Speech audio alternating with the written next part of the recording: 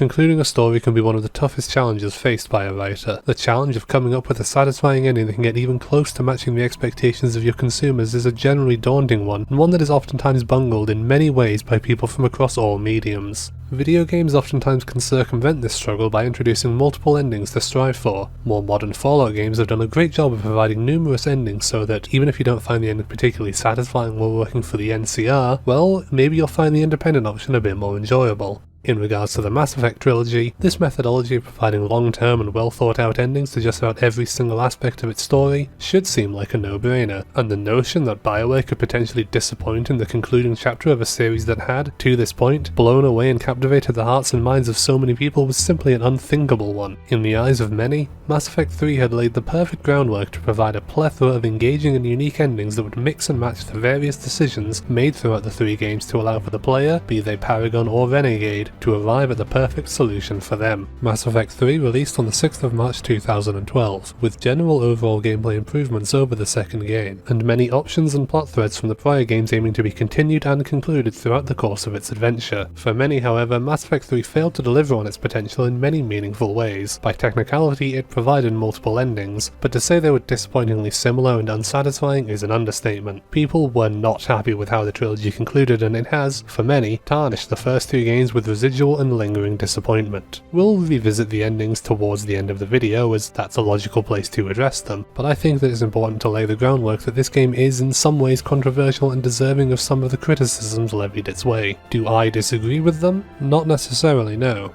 The overall sentiment that the ending was disappointing is not considered by any means to be a hot take per se. The ending has its issues, and they are a very famous part of the game that is hard to ignore, but this comes at the conclusion of an entire 40-hour plus journey in and of itself. And the rest of the game is, to me, a fantastic ride that I consider to be a strong contender for the overall strongest plot of a Mass Effect game as a whole. Based on the comments I received for having the audacity to call Mass Effect 2 legendary, I am sure that this sentence is going to get me in some hot water with some people, but if nothing else, I want to examine what Mass Effect 3 does right that builds up to why, as a whole, people's expectations were dashed so expertly. So where better to start than the start? The Reapers are here. After getting the option to customize my character, I of course choose to keep everything more or less the same as the prior incarnations of Saoirse Shepard, including the same Sentinel class and everything, and so things get started right away in full dramatic fashion as Shepard watches a young boy playing with a toy spaceship outside the window of a building in Vancouver, Canada. Like Mass Effect 2 before it, this game starts with a bit of a time skip having taken place, with Shepard finding herself on trial for the events of the Arrival DLC and the destruction of a mass relay, and for generally aiding and abetting known terrorist organisation Cerberus. A muscular beast of a man, whom Shepard refers to as James, enters the room to escort Shepard to meet with people for whom she is serving under. On their way, the two of them run into Anderson, who himself is referred to as an admiral instead of a councillor. While Anderson isn't 100% certain on what's going on himself, he makes it clear that he, Hackett, and the entire Defense Committee of Earth are aware of an incoming threat to the planet, and in the high likelihood that it is a Reaper attack, they determine that it is logical to bring Shepard along as the galaxy's resident Reaper expert. Just outside the door as James departs from the party, Shepard runs into humanity's other premier Reaper expert, the newly promoted Major Kaidan Alenko. After an awkward and uncomfortable rendezvous between the two former squad mates and, lovers, Shepard and Anderson speak to the Alliance leaders and make it utterly clear. The Reapers are here, and they have attacked and destroyed several colonies between Batarian space and human space in the meantime. The war that the first two games had built up to is here, and the Reapers have not only made it beyond the moon, but have arrived in London, with the full invasion of Earth now underway and likely millions of casualties already racked up. The galaxy did not listen and were unprepared, and Shepard warns that right now, the only thing they can do is fight to survive. A task made all the more difficult by the arrival of the Reapers here in Vancouver. Anderson comes to Shepard's aid, and the two of them begin the arduous journey of navigating the fanciful architecture of the Alliance headquarters amidst the chaos and destruction in order to navigate their way to an evacuation. Along the way, Shepard finds the child she had spied earlier hiding in a vent before he runs off, and witnesses a large-scale explosion from a ship that knocks the duo down to the ground level where the first combat of the game takes place. As Shepard and Anderson are ill-equipped to deal with this, it's actually a pretty tough fight, which is only saved by the well-timed arrival arrival of Kaidan and the Normandy SR3. Despite the kind offer given to him, Anderson elects to stay on Earth and rally the military to help and prepare for Shepard's inevitable return to save the day, leaving Saoirse Shepard, Kaidan Lelenko and James Vega to leave the planet in safety, return to the Citadel and gather strength for the coming war. As they leave, Shepard sees the child from earlier boarding an evacuation shuttle, and for a brief moment it seems like things aren't all that bad. It seems there is hope, until the Reapers effortlessly destroy the shuttle, setting the tone for the war to come. There is no winning, there is no hope, there is only survival. This is Mass Effect 3. Normally that's the kind of line that I would end a chapter with, but let's get a little crazy with it and keep going. Now in the relative safety of Earth's orbit, Shepard intends to follow Anderson's orders and gather help from the Citadel in the acquisition of allies to have any hope of fighting the Reapers. At this point, an old friend calls up with good news. Joker informs us that Admiral Hackett is not only alive, but has a special task for us, one that will send our human trio to Mars to investigate a lead that Hackett had been following, in an attempt to determine potential weaknesses for the Reapers. Their connection is spotty, but he seems convinced that this lead is worthwhile, and to help fill us with confidence is the information that he has been working on this investigation with Dr. Liara Tassoni. Aboard the shuttle to the Mars facility, they unsuccessfully try to contact the inhabitants, with even Edie chiming in to inform that she has little to no intel to give to help them out. To make matters worse, a dust storm is threatening very soon to roll in, making communication with the Normandy impossible from the surface. So with the clock now ticking, the three make it inside and search for Liara. Between us and her, however, are a small number of Cerberus operatives. With our knowledge of the Illusive Man, it's a reasonable assumption that whatever Hackett knows, he knows too.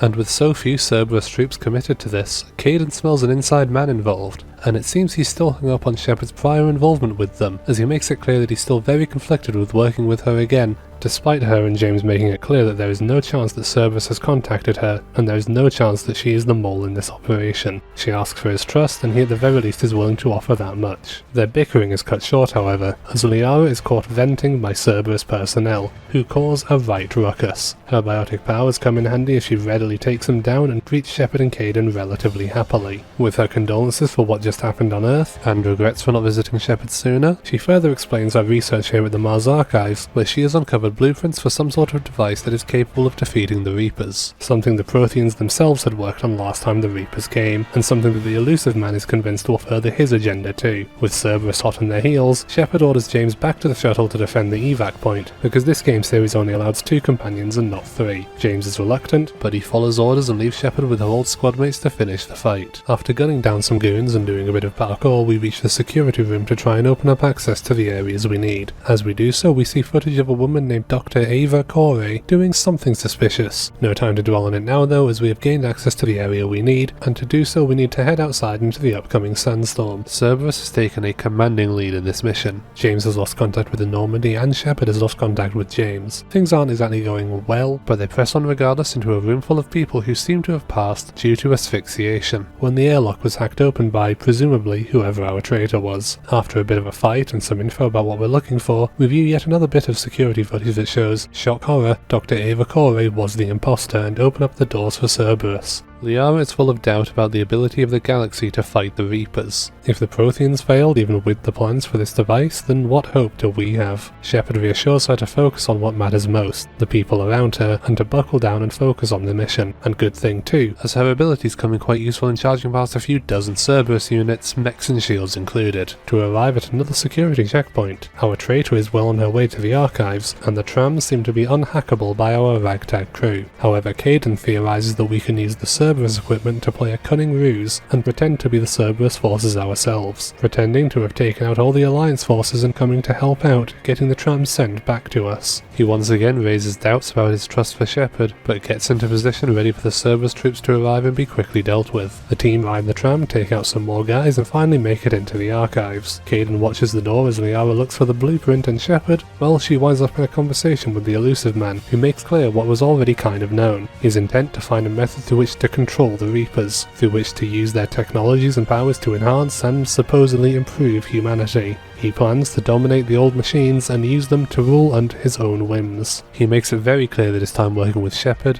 is over, and he intends to do what he can to stop her from destroying the Reapers, including using Ava Corey to hack into and remove the data from the archives, and seemingly speaking to some sort of shadowy figure. We chase after her through the facility and outside the building into the storm, where she boards the shuttle and begins her escape.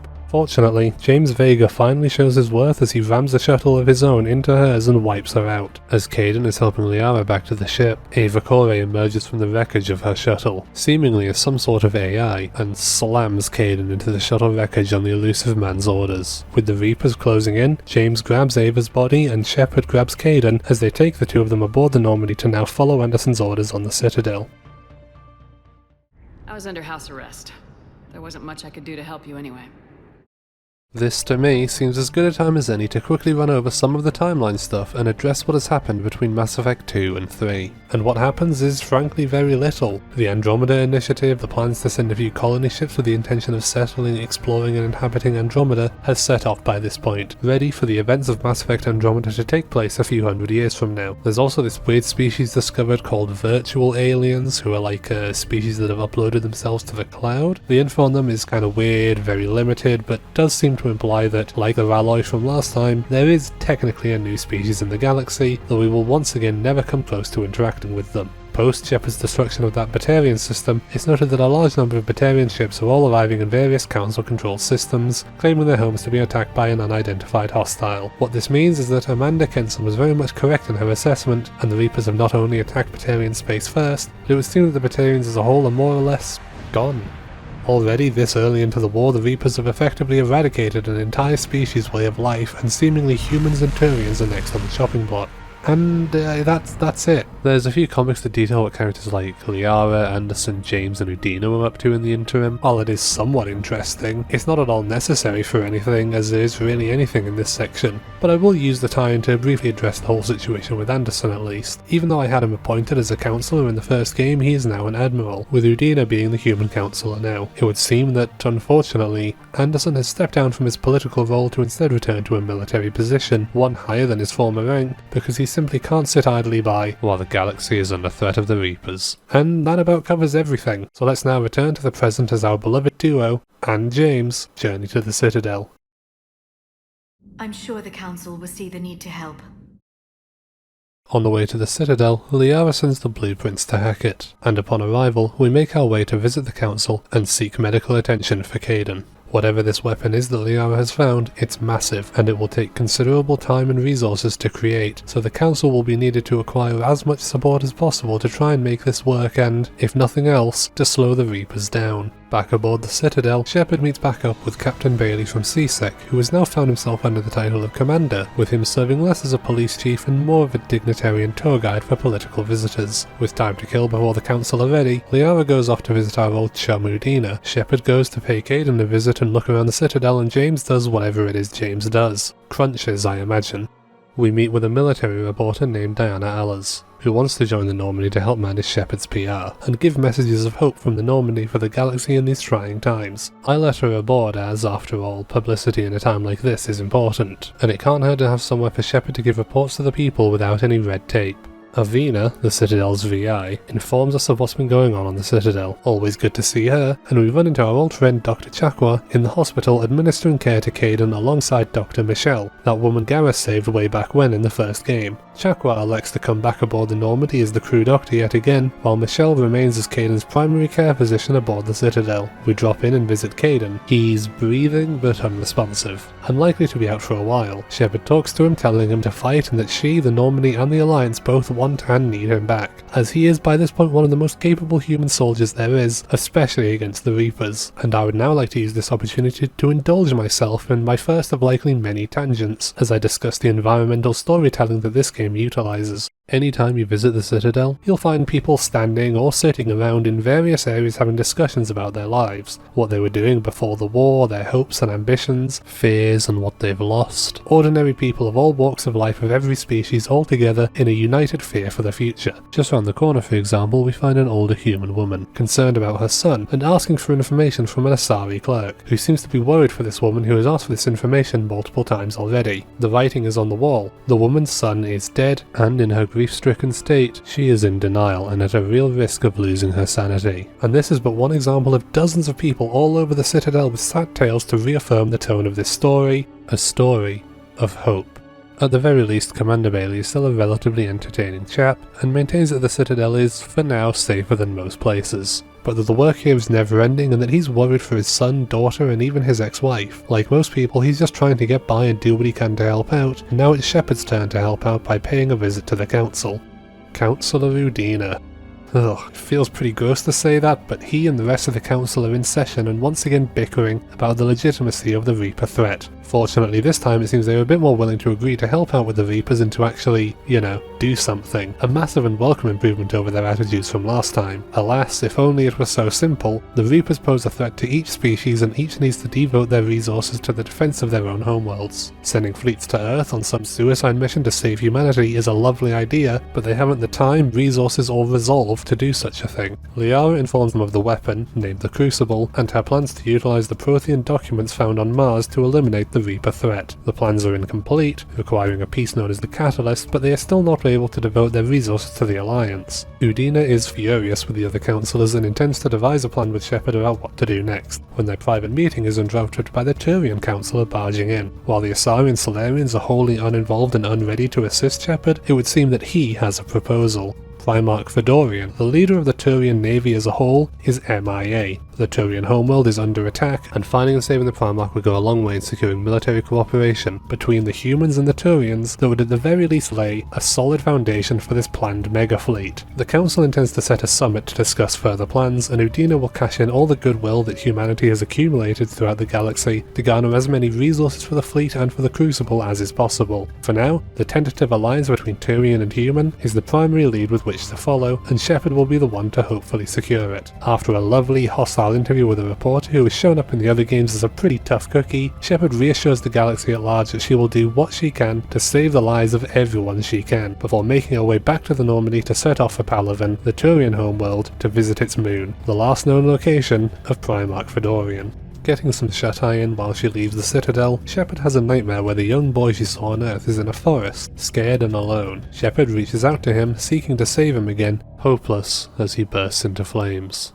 It's unusual for Shepard to be so shaken by something, but it seems clear that she is haunted for the loss of Earth, and this boy represents a lot of her fear. She speaks with Liara about the burden of everything that has happened, about leaving Earth, and the fears for this war. Shortly thereafter, she is introduced to Specialist Samantha Traynor, the new navigator for the Normandy. A strong British accent and a love of all things technology, she seems plucky enough for this crew, and Edie seems fond of both her personality and her expertise, so she seems a permanent enough fixture for the crew. She gives a brief rundown of all the changes that have happened to the Normandy after the Alliance have retrofitted to rebrand it of the Cerberus technologies, after which she leaves Shepard to have yet another discussion with Hackett about what to do. Shepard promises to get whatever she can in terms of resources, scientists and military forces to help the Council, the Crucible and the Alliance to work diligently on fighting the Reapers. In the room we speak to Hackett in, we can view the screen detailing all of our currently accrued assets for the war, and to see how prepared the galaxy is for the invasion. We also get to use this time to explore the Normandy and find all of Shepard's old toy ships and her hamster. We speak to Traynor, Joker, Liara, Glyph, that's the Shadow Broker's old drone that has been upgraded by the new Shadow Broker, as well as Chakra, James and Engineer Adams returning from the first game. He's back on board the Normandy and he kinda likes what Cerberus did with the place, but he also admits that their tech makes him anxious in some regards. In particular, he found Edie to be quite concerning, but grew relatively comfortable with her over time thanks to Joker's trust of her. We agree to give Diana Alders some data from Earth to help with her duties and make sure she focuses on the real stories happening on Earth to real people, and we also get to meet the final new addition to our crew. While Joker pilots the main ship, the shuttle that is used to transport us between the ship and some planets have a pilot of their own, Steve Cortez, an old friend of James Vega who also oversees a lot of engineering and provisions duties for the Normandy. Naturally, we'll revisit all of our crew later once we've accumulated a full roster. Overall, they'll give a pretty dang strong impression, and while some of the newcomers are, late arrivals to this trilogy, I prefer not to look at them as any lesser. James, Cortez and Samantha are all interesting characters in their own regards, and will no doubt serve in keeping things shipshape and Bristol fashion as the Normandy charges headfirst into war with the Reapers. While we should go and check out that lead regarding the Turians, we have a few other minor leads to potentially follow up on first, with one suggesting that some more interesting and useful Prothean artifacts have been located on the planet where Shepard's journey began, Eden Prime. Eden Prime. This is where it all began. With our only squad at this time being James and Liara, our roster isn't exactly deep. Liara doesn't know exactly what it is we're going after, but going back to where it all began, to where we lost Jenkins, where Saren began the Reaper's invasion so long ago, and with Cerberus already investigating the area, whatever this Prothean artifact is, it must be important. It's good to hear that after Saren's attack, Eden Prime bounced back and even somewhat thrived, but also a shame to hear that the large quantity of Prothean artifacts here are clearly detrimental to the well-being of the colonists. The trio find what it is that Cerberus is here for pretty quickly, a stasis pod that contains in it a real, uncollectorified, and potentially living Prothean. Liara is very excited to find out this information and she hopes very much to save this Prothean's life, but unfortunately Cerberus's clumsy troopers have damaged the pod. Releasing him is going to be a bit more hassle than we might like, but the first human Spectre, the Shadow Broker, and James, working together, are able to cut through the Cerberus resistance with relative ease, and make their way to the command center to override the controls on the pod. Upon interfacing with the Prothean technology being examined, however, Shepard's connection to the Protheans via the cipher gained on Feros once again kicks in and we get our first real look at the species behind the greatest mysteries of the galaxy. They look different than I had imagined, and it seems what we are seeing is quite late into their war with the Reapers, at a point where they had more or less already lost. Fortunately, we see how the life pods are opened and, upon venturing further to try and find a way to override Cerberus's technology, get another glimpse into Prothean life. We see that, much like on Ilos, the Protheans here on Eden Prime seemingly chose to lock themselves in stasis pods with the intention of re-emerging after the Reapers were done with their slaughter, a call that was made by the Prothean whom we seem to be following. A Prothean who, we soon find out, is the one locked inside the pod. Shepard cracks it open and the three of them get the first look at a real, living Prothean for the first time in 50,000 years. Upon emerging from his slumber, he is quick to attempt to attack us with his biotics and stumbles around dazed and confused as he takes in what has happened. As the Protheans went into their pods, their own command VI destroyed the bunker to stop the Reaper advancement, in the process killing many of their own men and many of their stasis pods. With only a few hundred Protheans left at best, the VI shut off pods slowly over time one by one until all that remained was Javik. With just a touch, as Shepard watched his final moments, he interfaced with her physiology and learned her language, a language he seemingly views as primitive, and he agrees tentatively to join the Normandy without even so much as a how do you do. Hackett is surprised by this find, but overall the sentiment seems to be that having a real-life Prothean about and ready to enact his long-awaited revenge on the Reapers is a good thing, even if the Normandy security crew seem apprehensive about having a potentially hostile new sentient alien lifeform in their midst. Under Shepard's orders, they stand down and Javik takes another quick look into her mind, experiencing her anxieties, her fears, and her hopes for this war. All those strange flashbacks and strange images we saw from those beacons on Eden Prime, the cipher, everything was a form of telepathic-like communication used by the Protheans, and many were laced specifically to warn the next cycle of the impending threat. Javik knows not of the Crucible or how to finish it. He is a soldier and was considered an avatar amongst his people, someone set out to embody one aspect that would drive them to their goal, with his goal being vengeance. Destroy every Reaper, avenge the Prothean people, stop everyone who gets in his way, justifying his outlook with one chilling line. Stand in the ashes of 1 trillion dead souls and ask the ghosts if honor matters. Oh, jeepers. Before we go, Liara asks about one other artifact that was found, which Javik explains to be a memory shard containing painful memories of his former life that he wishes to keep as a memento. We also get the chance to ask him various questions to try and determine what we can about Prothean life. Alas, he was born after the war with the Reapers had already begun, too late to have ever even seen the Citadel with his own 4 eyes, and his knowledge is limited on their civilization. It was grand, and the way he speaks of it with many species in their empire all rallied under the name Prothean almost makes it sound like a grand galactic Roman Empire. They too had underwent many of the same trials and tribulations of this cycle. War against sentient AI, disagreements and politics between people, betrayal, the only major differences being the species in question, and the communication abilities of the Protheans to share their memories and communicate in such a visceral and emotive manner. Well, that and the fact that the Protheans were quite authoritarian, whilst the current cycle is more diplomatic and cooperative somewhat, something that Javik actually views as a potential boon, with him even expressing shock at the fact that the Asari, humans, Turians and, as he calls them, lizard people have gone from primitive species to the dominant races of the galaxy. Whilst he needs time to prepare and recover mentally, I think we can all agree with Hackett's assessment that he will be an asset. He may not be able to help with the Crucible effort, but his drive and strength is no doubt going to be an asset for the Normandy ground team, and he will be a welcome addition to the roster. Strongest military in the galaxy, and the Reapers are obliterating it. Whilst our new BFF rests and recuperates, we do still have a mission of the utmost galactic importance to engage in, so it seems we have taken a long enough sojourn and should, actually find that Turian Primarch on Palaven's moon.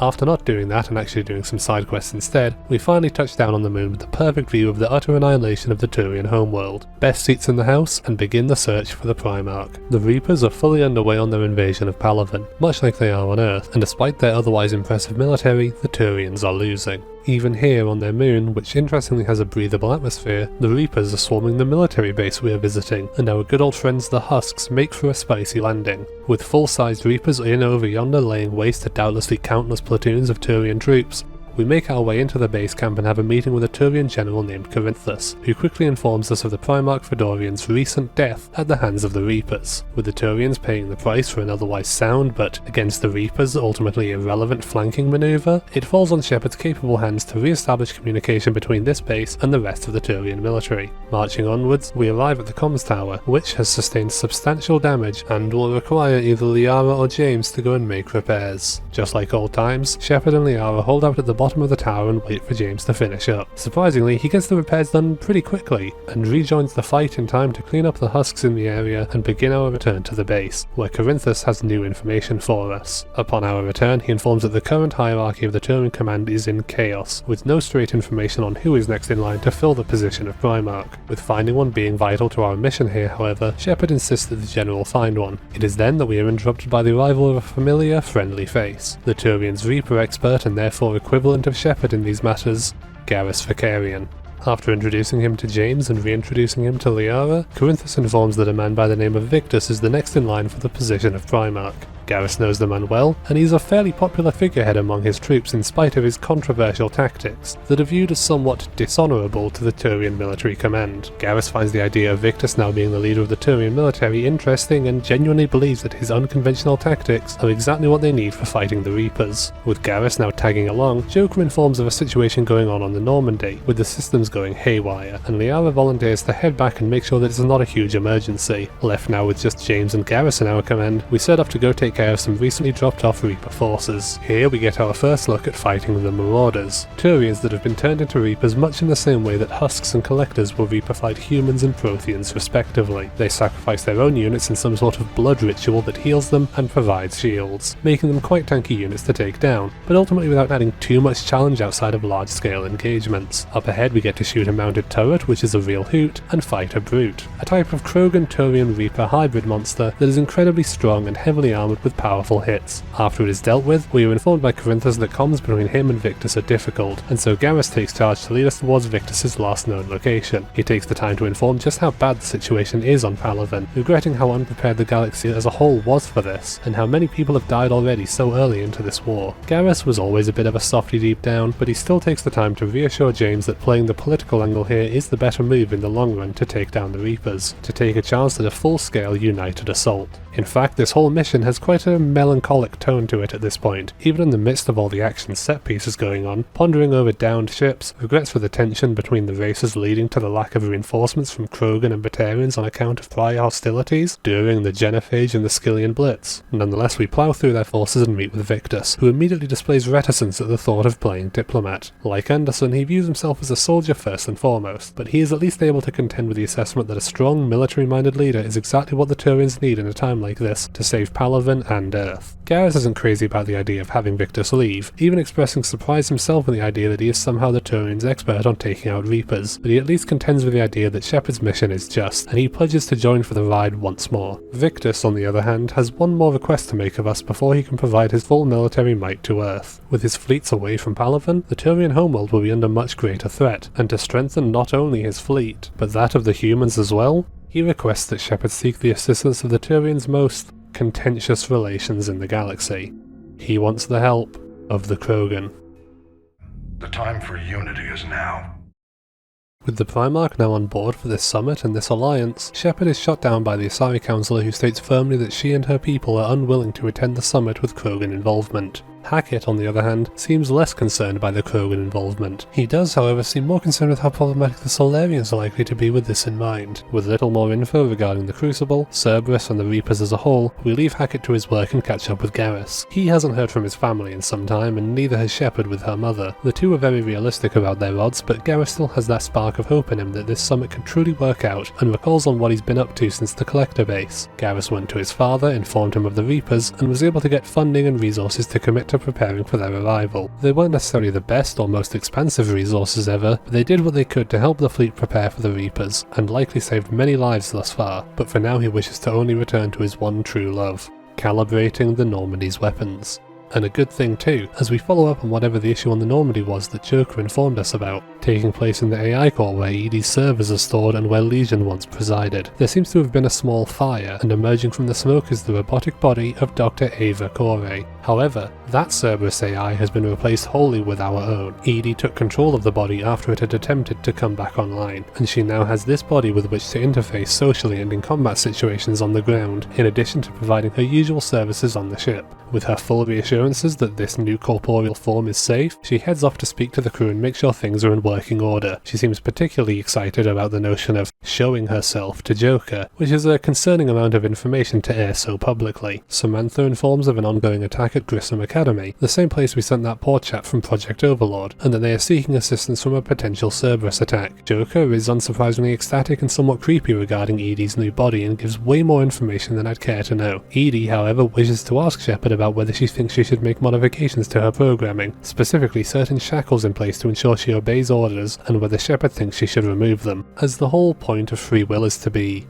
free. It seems that in spite of the danger, allowing EDI some ability to think and make decisions for herself could be helpful, and so I encourage her to ask whatever moral dilemma she is struggling with to Shepard, so as to keep her proactively thinking for herself. With EDI and Legion already proving the potential safety and usefulness of genuinely self-aware AI, it makes sense to allow her as much freedom as is necessary to keep her in top condition, and encouraging her to keep her mind stimulated is a potentially vital part of this. With Garrus and the physical manifestation of EDI now on board, we take time to visit the Citadel and pay a visit to a couple of our friends in the hospital, starting not with Kaidan, but with Shepard's former friend and lover, Thane Krios. He sent messages to Shepard while she was incarcerated that never quite made it through, but he is happy to see her now and expresses gratitude for his time with Shepard in spite of his ailing health. Due to the advanced nature of his illness, he is no longer in fighting condition and is unable to leave the hospital with the clock tick-tick-ticking to his inevitable demise. In spite of this, he is still able to take the time for a brief romantic rendezvous with Shepard, and vows to do what he can to keep a watchful eye or two on Kaidan at all times.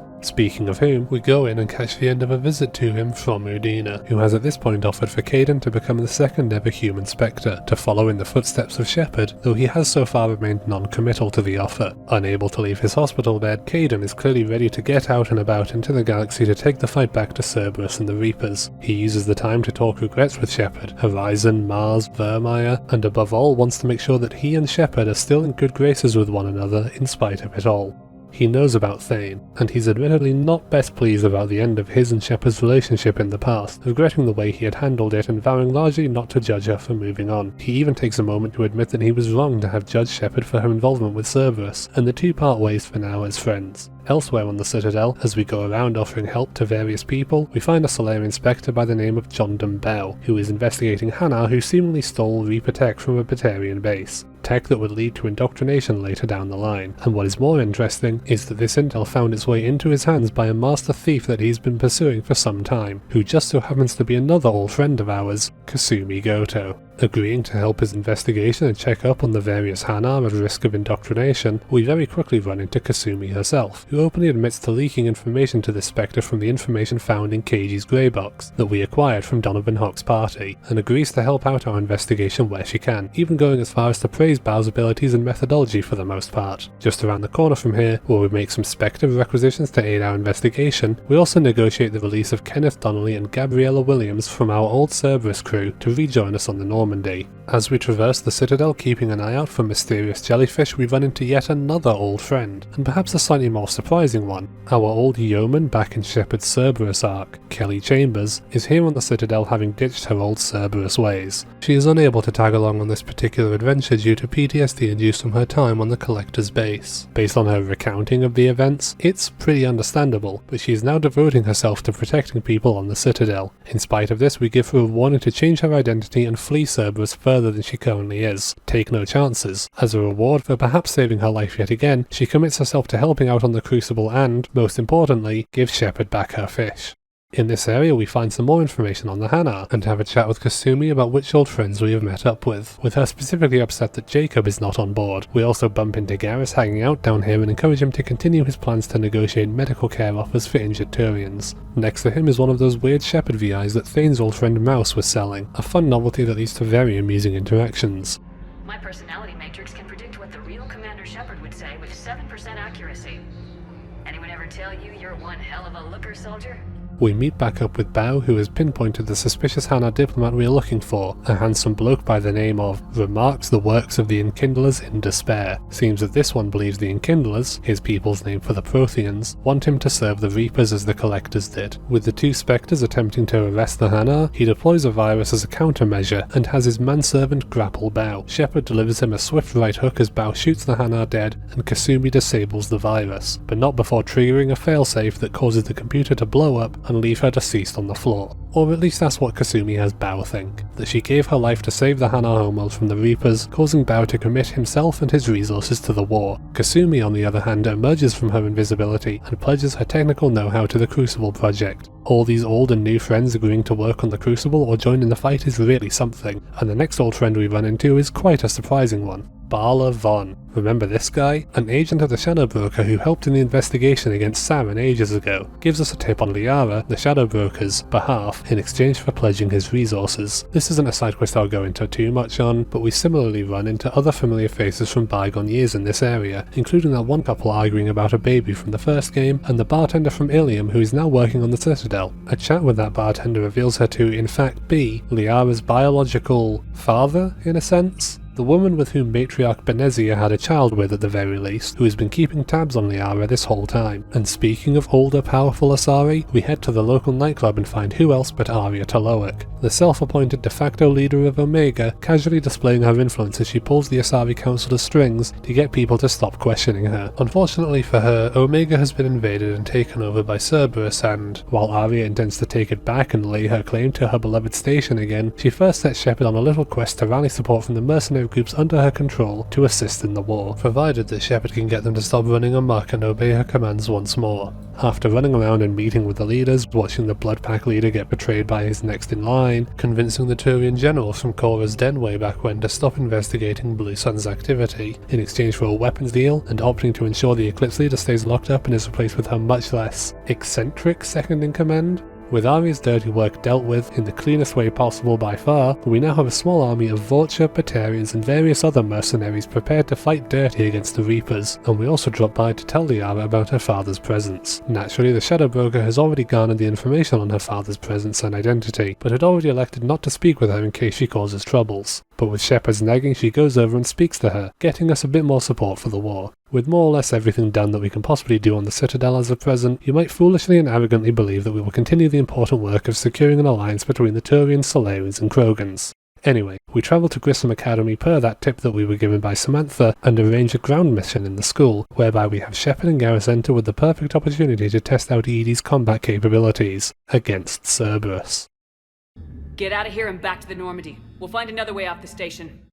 Kaylee Sanders, one of the top military brass here at the Academy, maintains contact with Shepard and her squad and instructs her on how to help out and evacuate all of the students safely. Past but a few Cerberus units, we meet up with her and agree to go further into the belly of the beast to save the students, and hopefully gain her and their support in any way possible in the war. A large force of semi-competent biotics can never be a bad thing to have on your side after all. As we march through, we quickly meet up with yet another familiar and friendly face, this time with a great deal more clothing than we are used to, by which I mean Jack, of course. We take down a gigantic Cerberus mech suit being piloted by a little dude inside, as well as the various un-mech suited dudes around him, and get to chatting with Jack. After she gives us a free hook to the gabber and reprimanding us for having ever worked with Cerberus, she tells us about her new walk of life as a teacher for gifted biotics to train them to be the next generation of biotic soldiers. Despite the numerous scars in her general, backstory as a whole, Jack seems, well, considering how generally miserable and emotionally awful she was last time, she genuinely seems to have improved more so than just about anyone else we've met back up with, and seems to genuinely enjoy her new life as a teacher and cares for her students. It's actually quite refreshing to see, considering how worse off as a whole a lot of people like Kelly and Thane seem to be. However, she is now stuck on this station under siege by Cerberus, as Cortez is unable to come back and pick us back up for a rescue.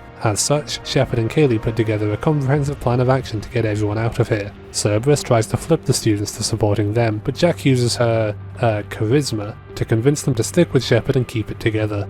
I must say, for what is a completely optional side mission, places like this are truly amazing to look at visually and offer a nice bit of greenery not often seen in these games. It may still be in a clinical science fiction white room, but the general theming of this reminds me a little bit of that one DLC from the first game, or perhaps even the Prothean back on the Citadel, and I really appreciate that sort of over-the-top artificial nature in my science fiction. It's like having a little halo ring inside of this room. Anyway, we take down all of the Cerberus bozos trying to get in our way, and progress to the next room where we find a special barrier keeping some of their guys at bay. We take them down and approach the barrier, where we meet yet another familiar face in David Archer, the aforementioned subject of Project Overlord, whom we had relocated here to get him away from Cerberus. Evidently, didn't work quite as well as we had planned, but like Jack, I would like to say that David seems genuinely happier and healthier here, and he even seems fond of seeing Edie again. David opens up the door to a security room and heads off to be with the other students and Jack. We obtain our goodies from the security room and carry onwards where we were able to actually commandeer and use one of those cool Cerberus mechs. It's slow, but man oh man is piloting this thing, and to so effortlessly gun down these little pistons without the slightest concern is oh so satisfying. It's a little clunky, but it does make this room as a whole exceptionally easy, and other than briefly shooting Edie in the back, we get through here pretty much unscathed and without expending very much of the students' biotic energy either. As we begin our daring escape and reunite with Kaylee, Jack notices that one of her students isn't with us, and spots her being chased by Cerberus. After absolutely annihilating a window to help us get to and rescue her, we get everybody aboard a Cerberus shuttle and begin our retreat to the Normandy. After a pep talk from Jack, Kaylee suggests that we assign the students to provide artillery fire to the front lines of the war with the Reapers, but knowing their general inexperience and Jack's genuine change in attitude for the better thanks to her students, it seems wrong to put them in such danger because, let's be honest, knowing these games, they will all die if we make such a rash decision. Instead, we follow Jack's advice and suggest they provide supportive roles to the frontline squads through providing barriers to the Alliance men. They're not happy about having to play support, but Jack promises to let them get a few artillery strikes in here and there, as a treat. Joker radios in and tells us to prepare for docking, teasing her a little bit and getting her to demonstrate a part of her new change in attitude, as she self-censors herself from saying a naughty word. Good thing too, means I don't need to censor it myself. Back on the Normandy, Anderson praises Shepard's efforts, appreciates the safety of the students, and agrees on their use of supportive roles. He also hints at a little bit of his history with Kaylee, and while we don't get all of the juicy details, he's clearly happy to hear that she is safe and well, just as I am happy to see Jack and David safe, well, and joining as valuable war assets. Most of the squad have a little bit to say about our meeting with Jack, seeming to be happy that she is happy, and Engineer Adams even chats to us a bit about his new assistants down in engineering, seeming to also be happy with their involvement. Other than Mars, this was our first proper mission versus Cerberus units, certainly against ones that are a bit more exciting like turrets and mechs, and while to the overall storyline of Mass Effect 3 they serve as secondary antagonists compared to the Reapers, fighting against them really provides unique and interesting challenges which tend to accompany great reunions with people like our dear Jack, expanding greatly on the list of reasons to hate Cerberus. And having now met with Jack, we receive an urgent message from her former bestie. Commander, the Salarian Dalatras and Krogan clan chief are ready to come aboard.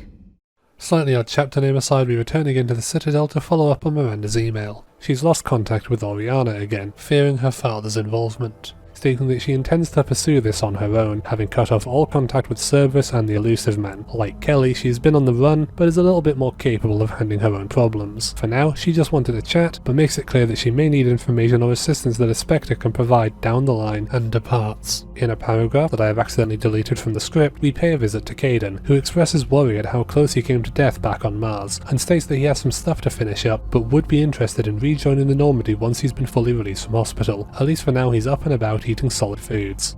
And now here we are, finally actually going and meeting with the Salarians and the Krogans, including our old friend Rex, who is still, of course, serving diligently as the leader of Clan Erdnot, the largest and most unified Krogan clan of all. He, Primarch Victus, and the Salarian Dalatrass, their version of a sort of Salarian queen, elected by the people. A Krogan, a Turian, and a Salarian all at the table discussing terms, predictably leading back to the one and only topic the Krogan truly care about. In exchange for helping the Turians, Rex demands a cure for the Genophage, the genetic modification administered to the Krogan 1400 years ago to stifle their birth rates as a method of keeping their people in check following the harsh Krogan revolutions that came as a direct result of their premature uplifting by the Salarians themselves. Punished primarily for the matter of their virile biology, the Krogan disassociated themselves with life over the centuries and began the slow mental decline to mindless and violent barbarians of a sad, dying race. The Krogan population has been in a slow and steady decline for centuries, and many of the Krogan top brass, especially the educated ones like Rex, have been seeking and yearning for a cure for the Genophage. And it just so happens that Rex has information regarding the attempts at a cure conducted on Tuchanka by the Salarian scientist Malin, the same one whom Shepard stopped from performing his cruel experiments. It would seem that Malin actually had some success with his experiments, curing some of the Krogan females who have since been taken by Salarian special forces and are being experimented on back on the Salarian homeworld of Sarkesh. The Dalatrass is upset that Rex has found this information, but Shepard and Victus frankly care little for her concerns. She is effectively enabling and endorsing the cruel treatment underwent by Malin and continuing to punish these innocent Krogan women by keeping them locked away, intentionally withholding any potential of a Genophage cure out of malice and spite. She protests the notion that Rex will accompany Shepard to Sarkesh, but Victus puts his foot down and sides with the Krogan, fully endorsing Shepard and Rex to visit Sarkesh and save the Krogan females.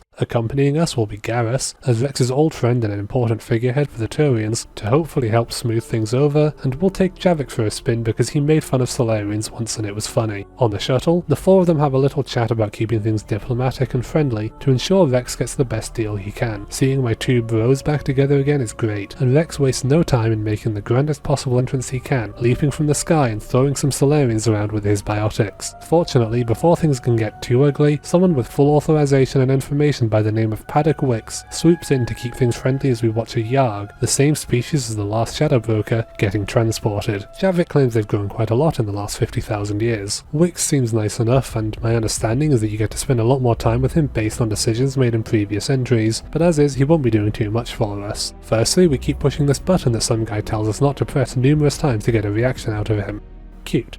Secondly, we chat with Rex and learn that Salarian liver tastes better raw, as well as getting a touching moment between our two bros again. While I continue to love Garrus and Rex, Javik makes a compelling case for joining the team at the top of the tier list. More importantly, Rex actually informs that, unlike pretty much every other race, he has actually been very successful in rallying his entire species to get ready and prepare for the incoming Reaper threat, with the Krogan army likely being the biggest and best hope against the Reapers. Alongside the Turians, it seems very logical that our camaraderie with Rex will go a long way in speeding up this war, as will, I suspect, our friendship with another man we find hanging out here, Major Kirahe from Vermeer. Man, every quest in this game features a dozen guest appearances from old friends, huh? The old Hold the Line guy enjoys a reunion with Shepard and with Garrus, and informs that he is the one who rescued the Krogan females from Malin's lab, though he seems uncomfortable with the situation at this facility, informing us that he will help Shepard no matter what the Salarian government and military decide as a whole. With that sorted, we speak to Wicks, who actually believes that a Genophage cure is a good thing, a rare attitude among Salarians, and he sends us down into the base. Unfortunately, before we can head down, an alarm starts blaring, and the Salarians get all hands on deck to deal with it, whilst we head further down into the facility. Shortly after stepping off the elevator, we have yet another reunion with an old friend, and quite frankly unsurprisingly run into Mordin Solus, our old Salarian friend, who informs that he was the one that told Rex what was going on here. He intends to do what he can to help the Krogan here, and while Malin's data has been useful, it was incomplete and the only hope lies in the one healthy Krogan female here on Sarkesh.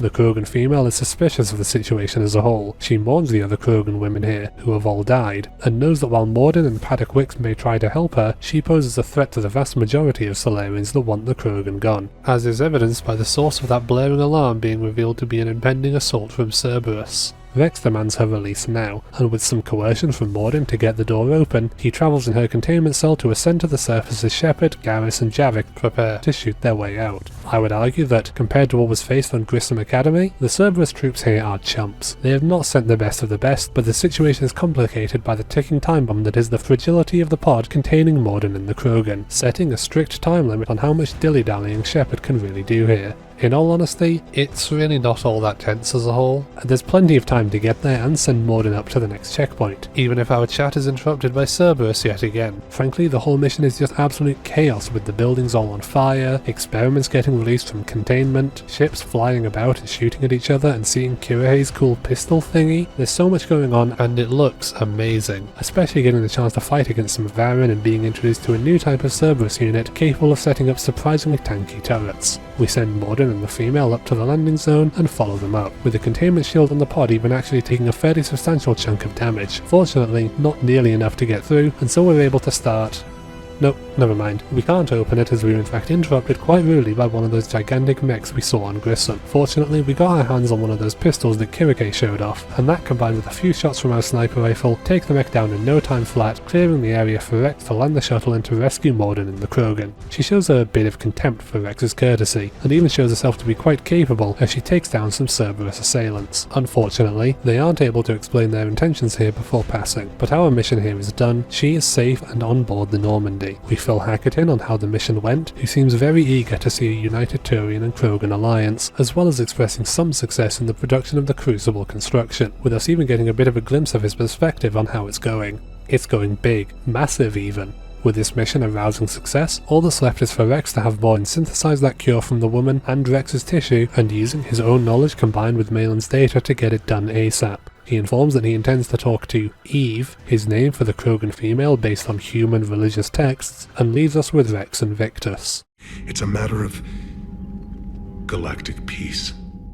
Originally my plan was to have this following chapter, the 2 chapters after it, and the Salarian, Grissom and Reunions chapters as just one chapter. But it just kept going, and I had to split them up, just like Shepard's attention is split between Rex and Victus, both asking to speak to her in private for help with their own problems. We'll pick Victus, and he informs us of a situation involving a Turian ship led by his own son that has crashed on Tuchanka, the Krogan homeworld, with his men now being pinned down by Reaper forces. He refuses to state further what his men's intentions were, but that it was an important mission that they need to finish as a matter of galactic peace. Rex, on the other hand, has a mission of utmost importance himself. The old relay that was once used as the catalyst for the Rachni Wars way back when has been the site of some strange activity as of late, and Rex sent some scouts in to investigate it. They have not been heard from since, and so now Rex wishes for Shepard and one of his best units, Aralak Company, to investigate what's going on and if it is Reaper or, perhaps just as troubling, Rachni related. Unfortunately, Mordin won't allow Rex to head out on any missions for the sake of monitoring his vitals and harvesting his DNA, but he does seem happy enough to be back on the Normandy. Other than checking up on all of our crew, and overhearing some interesting details like how Chakwa has been handling post-collector abduction, Rex's surprising knowledge of the Crucible and checking up on how Eve is doing, where we reassure Rex that Mordin is the most trustworthy Salarian there is.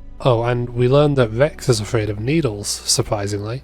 Eve is interesting. She seems to genuinely admire Rex and his leadership to some extent, though she also knows his hot-headed and brass attitude aligns pretty heavily with many other Krogan, but that out of every single Krogan there is, he's the best of them. Eve herself was able to become a Krogan shaman through a brutal ceremony, and is both incredibly wise and hopeful for the future of her species. Like Rex, she hopes to see the day where Krogan babies live long, healthy and happy lives, and where she and her own children could live normal lives. Until then, she is committed to helping Rex and Mordin and thankful for the modifications that Malin's data has enabled in her. Speaking of Mordin, he still condemns Malin's experiments, but believes that in this instance using the data is the logical solution. He has truly come around on the Krogan after he'd clearly begun to show doubts throughout our time in Malin's slaughterhouse of a lab, justifying it as the logical choice for the best odds at fighting the Reapers. After all, someone else might have gotten it wrong. Having checked up with everyone, we head to Tuchanka with Garrus and James. Seems that Garrus believes the Primarch took some real risks with whatever this mission was. Suspicious risks that could cost him and his son their careers, especially with how it seems to have been bungled. Regardless, we head down and establish contact with Victus' son, Victus. He sets off a flare for his location and the squad head forwards past Reaper forces, including our first contact with the gigantic flying harvesters. It takes quite some time to advance to Victus Jr.'s location, past brutes, marauders and the return of that harvester, which we blow to high heavens with this cool gun we found. Victus Jr. is alive and well, and although he has lost some men, the majority seem to be alive and well also. It would seem that the lieutenant found his way into this crash on account of choosing a longer, safer route that guaranteed not taking on a head-on assault from the Reapers. Unfortunately, they ended up ambushed and the ship wound up crashing in these ruins. He's willing and ready to take responsibility for the crash, but he wishes to just get out of here first and foremost. Not before, however, telling Shepard the purpose of his mission: to go to Tuchanka and defuse a bomb that has been planted on this planet and fallen into Cerberus's hands. We encourage him to make a rousing and rallying speech to his men to get them to continue their mission and to fight onwards for the sake of heroically saving the Krogan and, by extension, the galaxy. Hopefully. He invites Shepard to tag along for this secondary mission to make up for his lost men, but not before she lets Hackett know about the situation. The bomb is in a heavily populated Krogan area, and the Turian's involvement remains a mystery by and large, so Shepard aims to squeeze the information out of Victus the Elder. He is still hesitant to do so, but is thankful for Shepard for saving his son. At this time, Mordin barges in with good news. He has synthesized the cure and now only needs a method through which to spread it to the Krogan. He concludes that a device known as the Shroud, built by the Salarians during their uplifting of the Krogan to the galaxy with the purpose of repairing the nuclear damaged atmosphere of Tuchanka, before being repurposed by the Turians to later spread the Genophage itself. The gang conclude that this will be the perfect place to spread the cure across the whole planet's atmosphere. Rex and old Victus are on board with the plan, but in the meantime, we still have the bomb and the Rachni situations to deal with. Anderson catches up with us and Rex greatly disapproves of his recently administered medical care, but more importantly is Lieutenant Victus's situation down on Tuchanka, where he finally admits to and opens up about the fact that the bomb in question is not Cerberus in design. The Turians made it at the end of the Krogan rebellions as an idle threat in case the Krogan tried something, with Cerberus now taking control of it likely to incite the obvious diplomatic issues that would come from its detonation. We've already fought plenty of Cerberus on Sarkesh and Grissom, so getting to the bomb is a pretty quick and painless procedure, though I must say the size of it is rather impressive. Unfortunately, Cerberus has set up blockades that the Lieutenant has to hack through in order to get this bomb disarmed, and Cerberus begin to snipe off what few of his men remain. As such, Shepard volunteers to cover him and take out all of Cerberus's guys, which is again a very quick process. With him now having full access to their files, he's able to disable what he can, but the final steps have to be done manually as he clambers all over the bomb and pulls things out to make sure it's disabled, promising and securing exactly what Shepard told him was most important in this war: victory at any cost. He defuses the bomb, unfortunately dropping down into the pit that Cerberus dug it out from, and saves the Krogan from the bomb's potential devastation. Hackett is pleased to hear that such a diplomatic incident was avoided, though Rex is of course less than happy to have heard the news about the secret bomb that the Turians kept hidden for so long. With Victus's son dying to save the Krogan, Rex is at least willing to contend that this alliance and their unity against the Reapers is more important now as Victus takes the time to mourn his son. I promised to buy the engineers an upgrade for the Normandy while we're back on board, but other than that nothing too eventful happens, so we head back to the Citadel to buy these upgrades and take some downtime before we head off to deal with this Rachni situation. Whilst there we meet up with Kelly again and hand in a few side quests, but it really doesn't take too long before we're off to see what's up with the Rachni. We let that last Rachni queen live on the condition she disappear forever. Shepard and her oldest friends, who are also aboard the Normandy and able to accompany her on missions, head down to the planet to find out what happened to Rex's scouts, and to meet with Aralak Company. Garrus reminds us of the terms set between Shepard and the Rachni Queen back on Novaria, that she disappear forever and not involve herself in the other race's affairs, making whatever this situation may be concerning. What's not concerning, however, is Shepard's reunion with the leader of Aralak Company, her big, scaly son, Urdnot Grunt. He was quickly able to earn his position as this squad's leader and headbutted his way past anyone who disrespected him. With perhaps the strongest, most pure Krogan in charge and getting ready to face off against the Krogan's famous old enemy, this mission promises to be dramatic if nothing else. And our first bit of drama involves Shepard taking a tumble as she walks through a precariously placed building and falls into a pit with her squad. Grunt and his guys are still up top, so it's time to split up and take use of the flamethrowers we find to scorch our way through the webbing, attempting to stop our spelunking. Most concerningly, however, is the Reaper technology we come against, and a new enemy type called Ravagers that Gareth deduces with all of his C-Sec intellect to be Reaper-infected Rachni. Seems that the Rachni are indeed here, but have already been visited by the Reapers, which is a troubling prospect. Fortunately, these flamethrowers make short work of all the Rachni's webs and all the Reaper's barriers, seemingly having been placed here by those Krogan scouts who all died, ensuring that whoever came here next would be able to use their equipment to finish the job.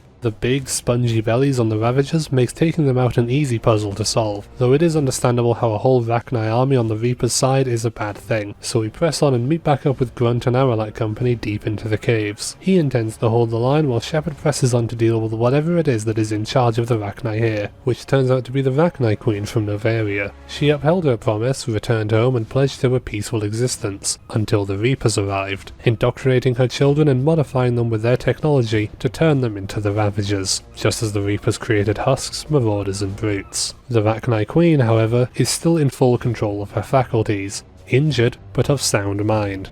The Rachni on our side is a powerful ally to have, and while it means sacrificing the majority of Aralite Company to do so, Grunt comes in and rescues Shepard from the caves, charging into the Ravagers to take them down in one final blaze of glory. The Queen is saved, and Grunt gave his life for the cause. Oh wait, never mind. Grunt's loyalty from our previous adventures has motivated him to stay alive, giving us both him and the Rachni as useful allies. My project, my work, my cure. My responsibility.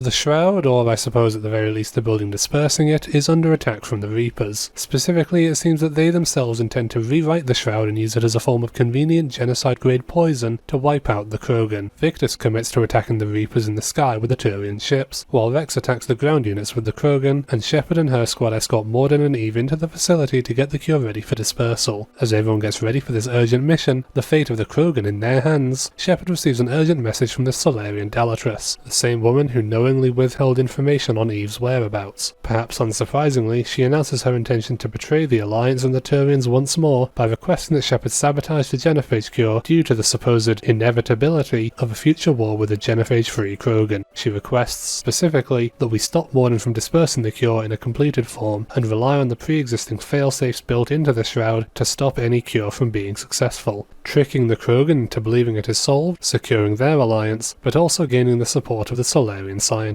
The worst thing being that she outright refuses any support for the Crucible and refuses to commit any fleets or troops should Shepard allow the cure to go through. With our conversation with that villainous scoundrel concluded, we fly down to the surface of Tuchanka with the same crew we took to Sakesh. Rex's brother, Reeve, is already pushing ahead and fighting the Reaper forces, and we all join together as Rex and Reeve hurl insults at each other, insults that lead to Reeve pointing a shotgun at Morden. It's not until Eve rallies the Krogan with a rousing and inspiring speech of unification and Krogan strength that this legendary crew we have amassed get ready to push on ahead in these weird-looking cars en route to the Shroud. During this journey, I elect to inform Morden, Rex and Eve of the Dalatrass' subterfuge. Morden is confident in his ability to counteract the modifications, and Rex is very pleased that Shepard is willing to trust him over the Salarian government. Due to a roadblock, however, the Krogan are cut off from the engagement, while the Turians are already engaging the Reaper, with one of their ships getting shot down and crashing straight into the convoy, causing Rex to flee and to make sure Morden and Eve get out safely while Shepard continues on foot. With only Rex and Reeve's transports making it out of the carnage safely, Shepard looks through the ancient ruins as various tremors shake the ground, Eve suggesting that the shaking is due to the mother of all Thresher Moors inhabiting this area, one evidently so powerful that even the Krogan fear it, meaning it's probably for the best that we stay out of her way.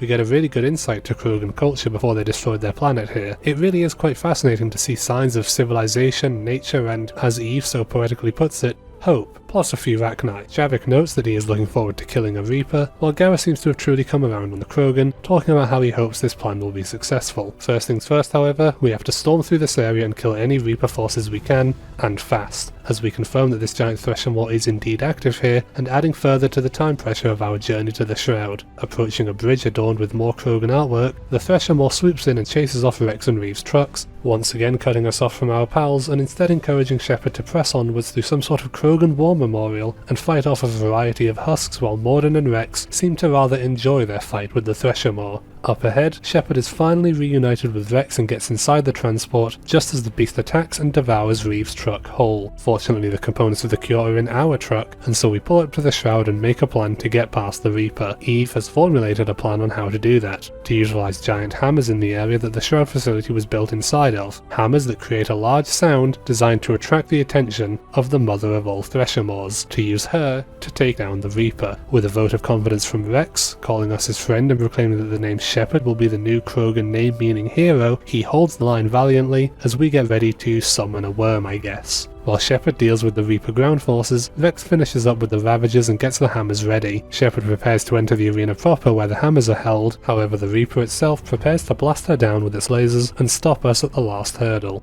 with just enough dramatic timing left for the Turians to re-emerge in their little ships and finally serve as a distraction. Past the very large number of brutes that Garrus and Javik seem rather uninterested in particularly helping me kill, we pound those hammers down and garner the attention of the worm in a scene that I will let play out in its near entirety.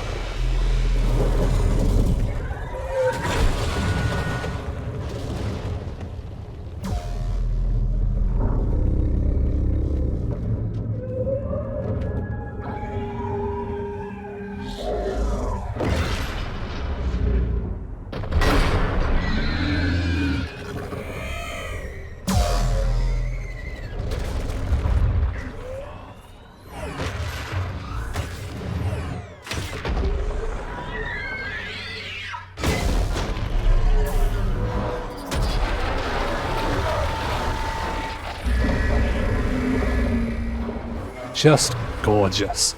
That is now count them three Reapers that Shepard has now contributed to the demise of, and this perhaps might be the most epic one yet.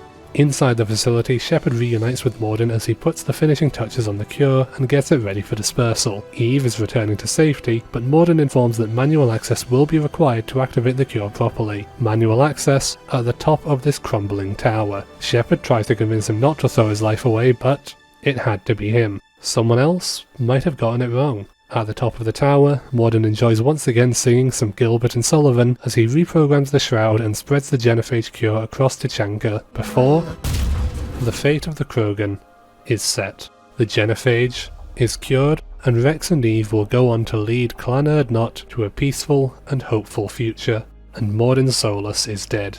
We return to the site of Rex's father's death, mourning the loss of our friend, with Rex even pledging to name one of his daughters after him and committing to his promise. The Krogan, and by extension the Turians, will help the humans in the fight against the Reapers, and he and Eve, real name Urdnot Bakara, will be there for Shepard, always. The Salarians, on the other hand, will not commit to helping us.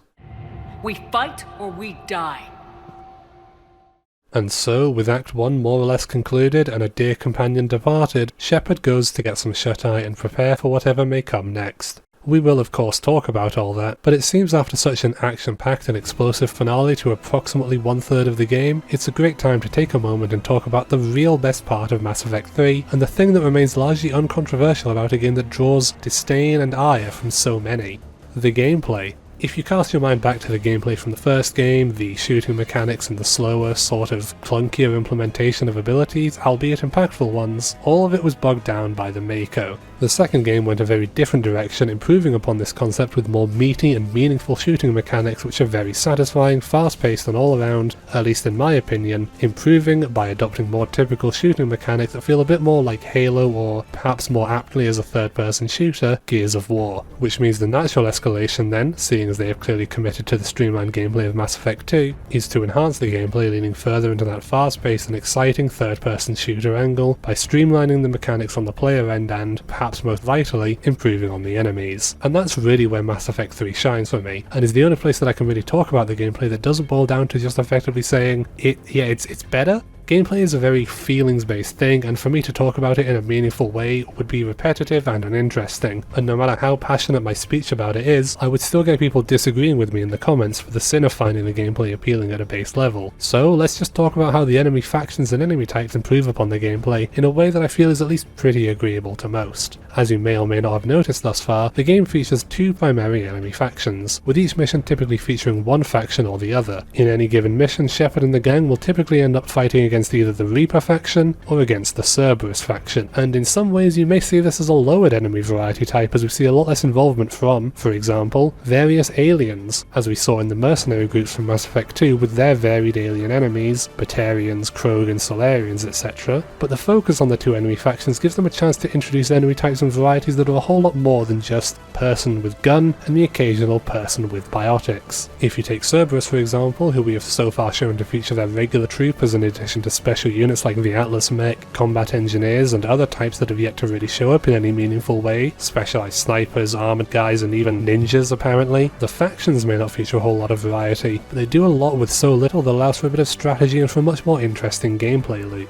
The Reapers, on the other hand, are much more zombie-like and fantastical with the melee-based husks and cannibals, with other larger varieties like the Marauders, Brutes and, as we recently showcased, Harvesters and Ravagers. Like Cerberus, we also haven't seen everything that the Reapers have to offer, and as the game continues and goes on, you get a lot more to think about. Where is the enemy's weak point? What mechanics do I have to keep an eye out for? What is the biggest threat? Questions that are asked and then answered by you subconsciously as you get more and more experience in fighting against the varied enemy types. It's a lot like the Covenant from Halo Combat Evolved. And that's not even to mention the fact that we get to fight against the return of the Geth as an enemy faction throughout Act 2, which, by the way, Act 2 is all about the Quarians and the Geth, and then there's the arena in the Citadel DLC that allows us to fight the return of the Collectors. All four of these enemy factions can also be fought in the multiplayer, which, by the way, the game has multiplayer that is excluded from the Legendary Edition. It was a really fun multiplayer in fact, but I won't be dedicating too much time to talking about it on account of it A, not being in the version I played, and B, because it really just boils down to the gameplay in multiplayer. A Horde defense mode that really further draws those Gears of War comparisons. So this was all a bit rambly as a whole, but to be honest I think the main thing to consider is when it comes to the gameplay of Mass Effect 3, it serves as an overall, in my opinion, enjoyable improvement to Mass Effect 2, in a way that was very meaningful and provided a great variety, with a really great feeling variety of weapons and abilities that I didn't talk about because the variety of enemies are just a lot easier to talk about and much more noteworthy. Like I said, you really can't talk about gameplay and have somebody get a full and proper understanding of it. If you have any interest at all in Mass Effect but are put off by the gameplay, this is definitely the one to check out as it really does do it the best.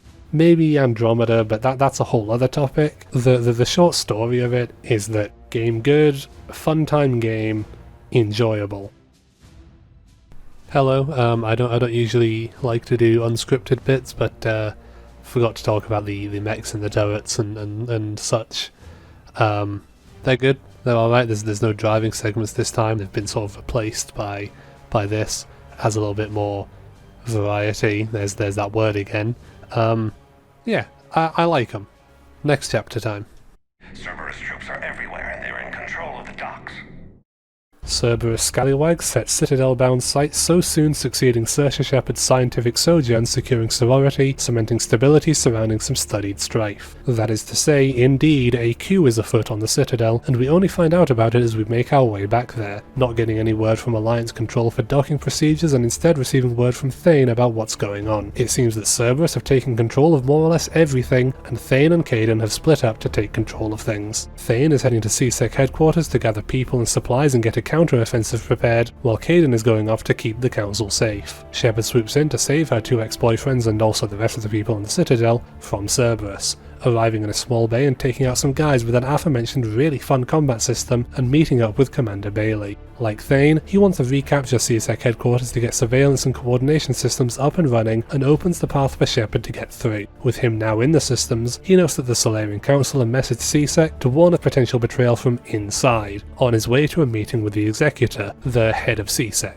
Thane was listening in on the conversation and plans to meet Shepard on her way to the Executor's office, but not before Cerberus troops meet her first. Garrus notes that many of the traitors here seem to have been Cerberus sleeper agents, like Ava Corey was on Mars, active from within CSEC itself. perhaps people he himself had even trusted back in his C-Sec days. Arriving at the Executor's office, it seems that Cerberus were quicker on this one. The man is dead, as are some Salarian bodyguards, but the good news seems to be that the Councillor is alive and well. This strange assassin dropping down from the rafters may have other plans for that, however, as he points a hand glowy thingy at the Councillor, who informs Shepard that Udina is the one behind this takeover and has the Asari and Turian councillors in his grasp ready to hand over to Cerberus. The assassin, outnumbered, seems to like his odds against Shepard, Garrus, Liara and the Councillor, but is fortunately ambushed when Thane places a pistol against his head and the two assassins enter a fistfight, turning into a gunfight and even a little bit of swordplay and biotics. As everyone else watches for some reason, Thane prepares to take the final shot on the assassin, but, in his weakened state, makes a miscalculation in his jump and instead gets a sword in the gut. In spite of this, he still follows Shepard as she finally tries to shoot the assassin down in his retreat. Surmising that he is likely after the other councillors, Bailey encourages Shepard to go ahead and commandeer a car to catch up to Udina while he tends to Thane and the Salarian councillor. The assassin, clearly intent on not letting Shepard interfere, decides that Thane wasn't enough and stabs our car this time, causing a crash landing in the Presidium. Shepard and Liara, now having survived 2 car crashes together, continue on foot with Garrus past many more Cerberus troopers, including, oh hey look, it's those assassins that I mentioned earlier, performing invisible acrobatics, which seems not only to defeat the purpose of being invisible, but also defeats the purpose of doing a cool flip.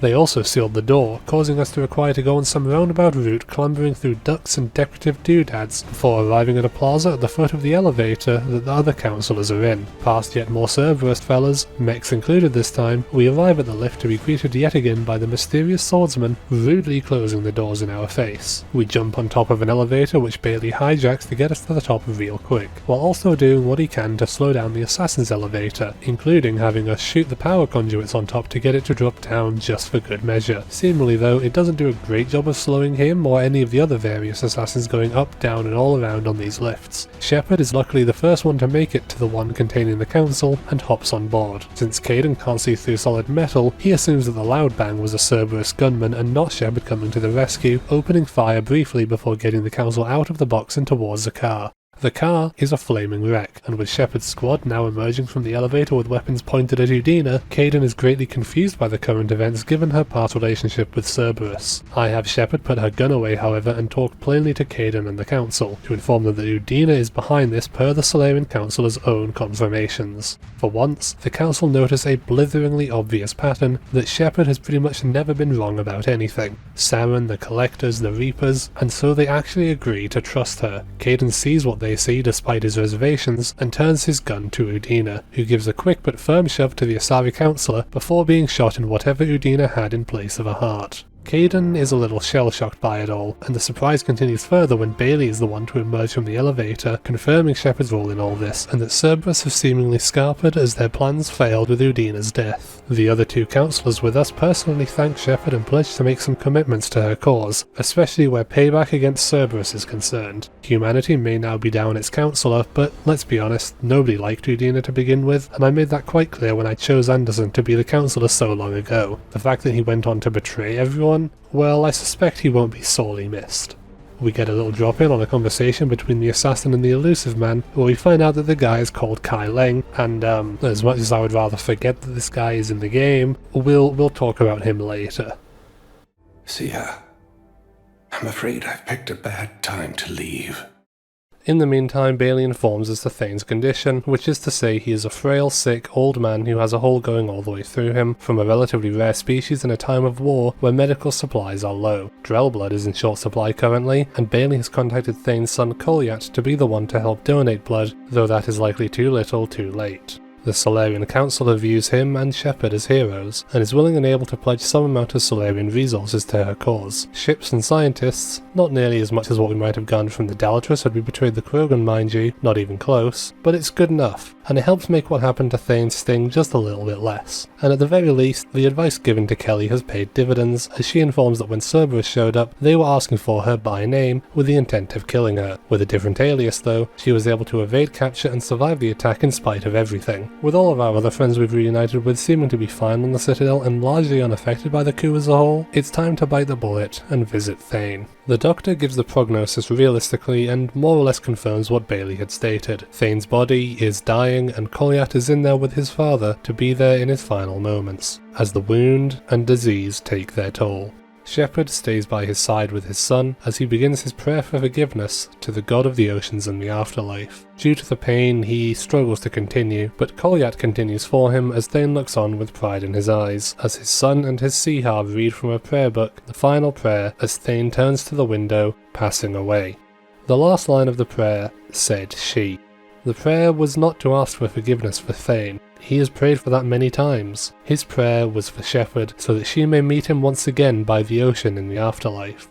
Thane is a character that I really truly believe to be incredible in every sense of the word. He is so well written and fully realised for someone who started out from the desire to create an attractive male alien, and his story is always destined to end in tragedy due to his condition and his profession. Seeing Morden go obviously hurt a lot, but he at least got to go out fixing the greatest wrong of his life, admitting that he made a mistake, but finally doing something good. Thane is just such a stark contrast to his introduction. He came in from the ceiling, taking out a whole squad of armed henchmen in rapid succession, but last we see him he is unable to keep up with some Cerberus schmuck and dies unable to speak. The only solace is that he's able to be surrounded by the two people he really loved in his final moments, and to be truly content that he had died having found happiness in his life once again. And honestly, I think the reason that I view Thane as the best romance choice in Mass Effect 2 is simply because I think his story is complemented so well by the inclusion of his Seahar, and I just think that he deserves that happiness in the end. Everything that has happened to my people is your fault. As we investigate various new reports of activity on the Citadel from new refugees or people affected by the Cerberus attack, we find ourselves in yet another reunion from a ghost of Shepard's past, and one that's perhaps quite surprising in a lot of ways. Balak.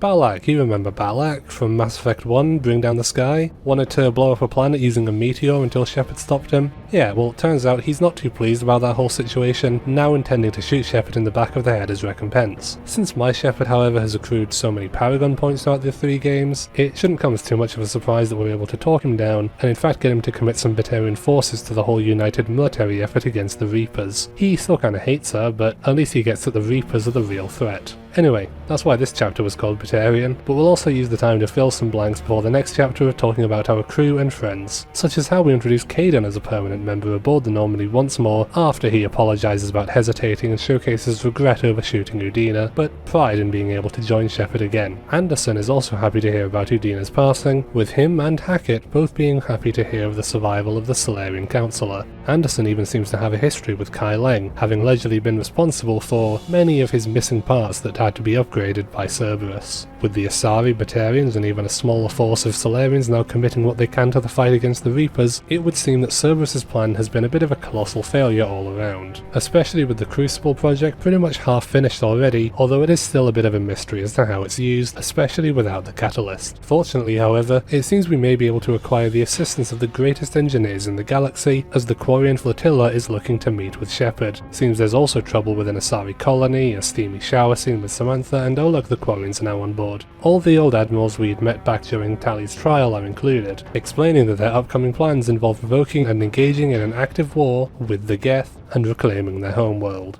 Yeah, we may have cured the Genophage, but up next we have to solve the whole Geth problem, it would seem. Fortunately, we are able to utilise the expertise of the newest admiral, an expert on the Geth and the Reapers, Talizora Vas Normandy. She will be helping to guide the united war effort between the humans and their allies against the Geth and the Reapers, but also joining the Normandy as the final member of her crew, which means now is as good a time as any to dedicate some time to talking about each and every crew member.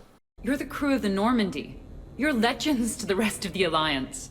With Tali's grand return to the Normandy, that is actually the entirety of our cast of characters available on the Normandy in Mass Effect 3. Talizora Vas Normandy, Liara Tassoni, Garrus Vakarian, Kaidan Olenko, or if you chose to keep her alive in the first game instead of Kaidan, Ashley Williams, in addition to our newcomers James Vega, Javik, and Edie's new physical form. With 7 total companions to join us on missions, it's a slight step up over the 6 available in the first game, but a rather sizable step down from the 12 companions of Mass Effect 2. Our accompanying cast this time consists, as always, of Jeff Joker Moreau as our pilot, and Dr. Karen Chakwa as our, doctor. Unless she died on the Collector base, where she will be replaced with Dr. Chloe Michel, who is also a doctor, but French. Returning from the first game is Engineer Adams, though you can, as I have, optionally have him accompanied by the engineers from the second game, Donnelly and Daniels. And for good measure, we have Samantha Trainer replacing Kelly Chambers, who herself replaced Presley.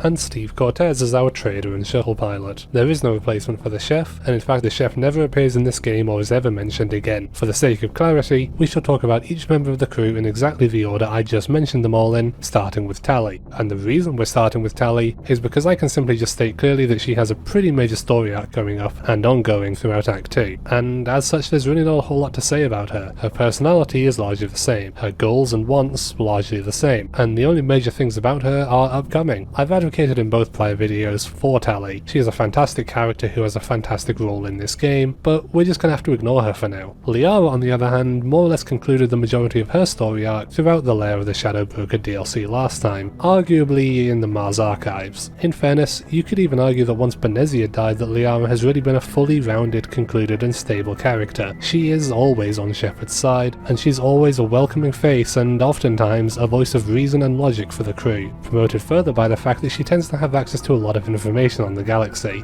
Garrus, similarly, is more or less concluded in his character journey after his loyalty mission last time around. He's worried for his family this time, but other than that he really just functions presently as the bestest sidekick possible. He knows he's not Batman. Failures of Archangel have proven this to him. Shepard is Batman and Garrus is Robin. He is a fantastic guy who, like Liara, is pretty much always on board with Shepard at this point, and the two of them serve as fantastic and familiar faces. The Vermeer survivor, on the other hand, did have a fairly sizable character arc to undergo this time around. This is regardless of who survived for Vermeer, Ashley or Kaidan. You will still have the same issues in Mass Effect 2 whereby they lose trust and faith in Shepard over the commander's death and resurrection by Cerberus. On the one hand, their not trusting of terrorists is fair, but on the other it poses a sort of frustrating character dynamic where you are constantly having to alleviate their worries throughout the mission on Mars at the start of the game. What this always culminates in is Udina offering them a position as a Spectre, their accepting of this proposal, and the confrontation at gunpoint over Udina's Cerberus coup. The key difference being how Shepard behaved regarding their interactions with the Vermeer survivor. Did you speak respectfully to them? Did you visit them in the hospital? Did you romance them? Did you cheat on them? Did you apologize? These little, minute interactions build up and result in different outcomes in that final confrontation that boil down to, in essence, their trust of Shepard. In my case, Kaidan's suspicions of Cerberus were alleviated by his trust of Shepard, even in spite of their past relationship, resulting in Kaidan siding with her. If they don't trust you, however, you may be forced to take drastic action to keep the Council safe, and I think this character arc is, at the very least, interesting as a whole, and pretty unique as far as squad members' storylines may be. That was a whole lot of stuff to say about the Vermeer survivor, so let's now say even more stuff about James Vega. If Garrus is Shepard's sidekick, then James is sort of like Shepard's protege. He admires Shepard and the Normandy, and he's a young man looking for guidance and advice in what to do with his life. Someone with deep regrets. Having inadvertently led to a disaster with a previous squad he was in, with many of his comrades dying partly due to his own error, he sought to hopefully redeem himself in his reckless shuttle flying incident on Mars, and as the game goes on, he really relies on Shepard for advice on how to better himself. You sort of get this way to guide him and try to help him out morally, admonishing him for his recklessness and looking to help him, but to say it really amounts to much is probably untrue to some extent. No matter what, he eventually seeks Shepard's advice on whether or not he should sign up for the N7 program and become an elite super-trained awesome mega soldier like Shepard is, and no matter what Shepard says, he eventually signs up and gets a new tattoo to commemorate. As I said, I think personally that you don't really get to do too much of a real moral guide for James, as I think perhaps he should have been able to. That doesn't mean I find James bad by any means. Weaker than some of the others? Yeah, sure, I think just by virtue of being introduced in the third game and effectively feeling like he's sort of there as a bit of a failsafe for someone who, for example, had Garrus, Tally and the Vermeer survivor dead by this point, so that they still have a few options for companions. reasons. It results in James just being a lot less fleshed out than maybe he could have been, but at the very worst I find myself neutral towards him, if not at the very least liking the idea of Shepard having someone look up to him so that she can try and steer in a way that is in keeping with her values. James is a neat experiment. I think his character maybe could have been a little bit better if it was perhaps introduced in Mass Effect 2, but as it is, I have nothing bad to say about him. There's also Javik, the last Prothean. While James may be somewhat underwhelming, uninteresting, or just whatever kind of character, I think Javik is by far the best addition to this game, and one of my all-time favourite companions in any Bioware game. And it's not even like he really has much story beyond the mission where you recruit him. There's a little thing where you get a bad ending for him if you encourage him to interact with his bad memories stored in a shard, an ending where he kills himself as opposed to the one I will talk about when we get to it. It's a small decision, but the reason Javik pops to me is just how unique he is. He really feels like this big thing where you've been so curious about the Protheans for 2 whole games prior, and you finally meet him, and every single thing he says changes your entire perspective on the lore of the games as a whole. The only negative thing I really have to say about Javik is that he was originally locked behind a DLC, because bringing him along on more or less any main mission is just fascinating, as every word he says is dripping with hot, sticky lore. EDI is EDI. As far as I can tell, the reason she was really given the synthetic body and made into a squad mate is largely for the Joker romance to blossom, flourish and conclude throughout the events of this game. I guess Joker dating a humanoid robot is a bit less weird than dating a spaceship. Personality-wise she is unchanged, still being that logical and inquisitive ship personality. Having her as a squad mate is nice for variety, although it would be a lie to say I opt to bring her very often. In terms of squad mates gameplay, we'll briefly go over them. The returning ones fit neatly into their existing archetypes. Garrus uses snipers with a bit of technical ability, Tali is fully invested in the engineering, Liara is big on biotics, Kaidan is small on biotics, while Ashley would be all guns, similar to James. EDI is similar to Tali, and then Javik is quite unique with his Prothean-themed biotic abilities. I tend to go for the squad that feels most logical story-related to a given mission over any gameplay reasons. EDI fights Cerberus, Garrus tagged along for all the Krogan stuff, and Tali will tag along for the Quarian stuff. But the gameplay of any of all of them are good enough for me and provide a good variety. And since we spoke of EDI not long ago, we'll talk about Joker, which should be quick as he's still confident in himself and his abilities, and he's really largely unchanged from his prior appearances, except for the bit at the end of Mass Effect 2 where he grew to trust and appreciate EDI, which blossoms throughout this game as a budding romance, where they even sort of seek approval from Shepard. It's nice, and really helps round out the characters, but since I already liked Joker and EDI, there's really not much else to say about it. Chakwa and Adams I'm going to sort of lump together as they really don't have a lot going on this time, and neither does Michelle if you ended up with her. They're pretty much concluded story-wise by this point, as if to imply Adams ever really had much story. Their being here is giving you some minor stuff to get up to, and it's honestly not super impactful. I like and appreciate that they're back, but that's really it. Our other engineers, who we had to rescue from captivity, are a bit better on that front, as while they don't have a whole lot going on still, their banter with one another is still oftentimes very fun, and they too get a bit of a budding romance going on as Gabby gets jealous of Kenneth constantly going on about other girls and ignoring her, to which he admits to liking her, and yeah, you know, it's cute, but it's really rarely at the forefront of the plot. Now, Samantha on the other hand, well, I suppose now we should discuss that one shower scene I briefly alluded to, and talk about why I like Samantha and prefer to have Shepard romance her. Samantha's introduction is effectively her being a nerdy, friendly woman who prefers stability and normality, presenting what I sort of see as a good ending option for a female Shepard's romances. Thane's inevitable death prevents that being an option for him, and while Garrus, Kaidan and Liara are mostly fine, Jacob is utterly terrible as a romance option, with Samantha being one who is introduced at the right time in my preferred Shepard story to present an ideal happy ending to strive for, and I generally just enjoy having her around. Her romance for Shepard actually helps me finally put my love of Presley behind me. He would have wanted me to move on.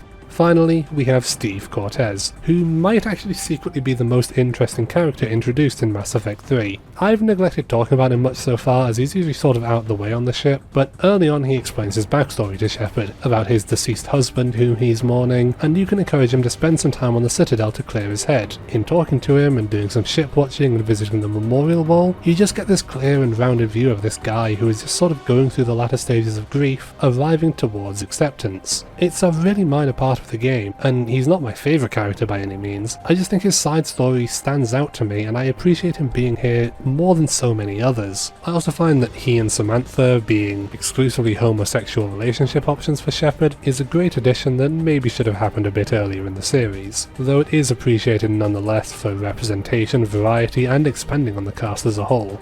There's also a robot dog who was originally exclusive to the Digital Deluxe Edition, and this good boy is included in the Legendary Edition. He doesn't do anything, but just like the hamster and the fish, he is a good boy. So do I still prefer the stronger personalities and larger, more varied cast of Mass Effect 2? Sure. But Mass Effect 3's cast is by no means bad and still provides a decent enough variety for the most part, and the new character's biggest issues really just boil down to just not getting enough time to flesh out the ideas as much as they perhaps might have deserved. But at least Tali gets plenty of time to be fleshed out even further in this game. So I may have forgotten that Diana Allers is a character in this game. She's fine, get a couple war assets out of her. That's it. You're throwing yourselves at the Geth? Again?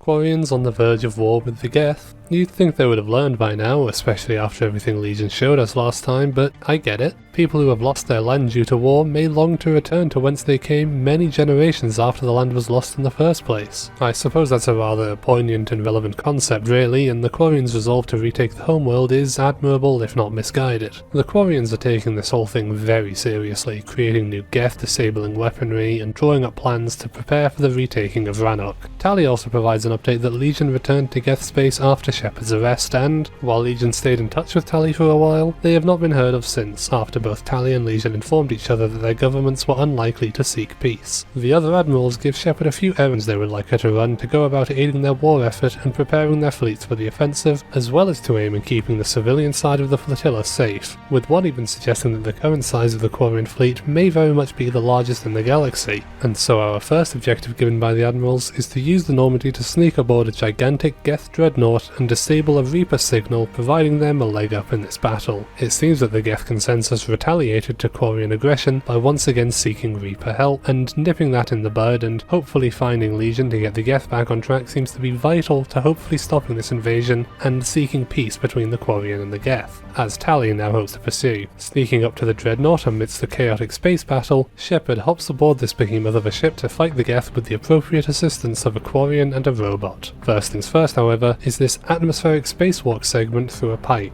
Admittedly, completely out of place and a little bizarre to have this moment here, but I'll indulge the developers showing off their Mario Galaxy-inspired fight for a moment, as once aboard the Dreadnought proper, we return to a bit of standard movement and open up the airlock to let the gals aboard. Tali opens up the doors and we get our first combat engagement with the Geth. Like those other factions I mentioned earlier, they boast a few different enemy types on screen now that appear throughout Act 2, with a lot of them being tanky or featuring shields or invisibility, though never having any biotics. After fighting plenty of Geth, we eventually make our way further into the ship, disabling the large planetary cannon that was tearing through the Quarian fleet, before walking through it to get deeper into the belly of the beast. And for dramatic effect of course, the squad barely manages to get through it before it fires, and further engagements with Geth forces can commence. Reaching the inner sanctum of the ship, some strange Reaper technology is disabled, unveiling the brains of the Reaper signal to be originating from our old friend, Legion.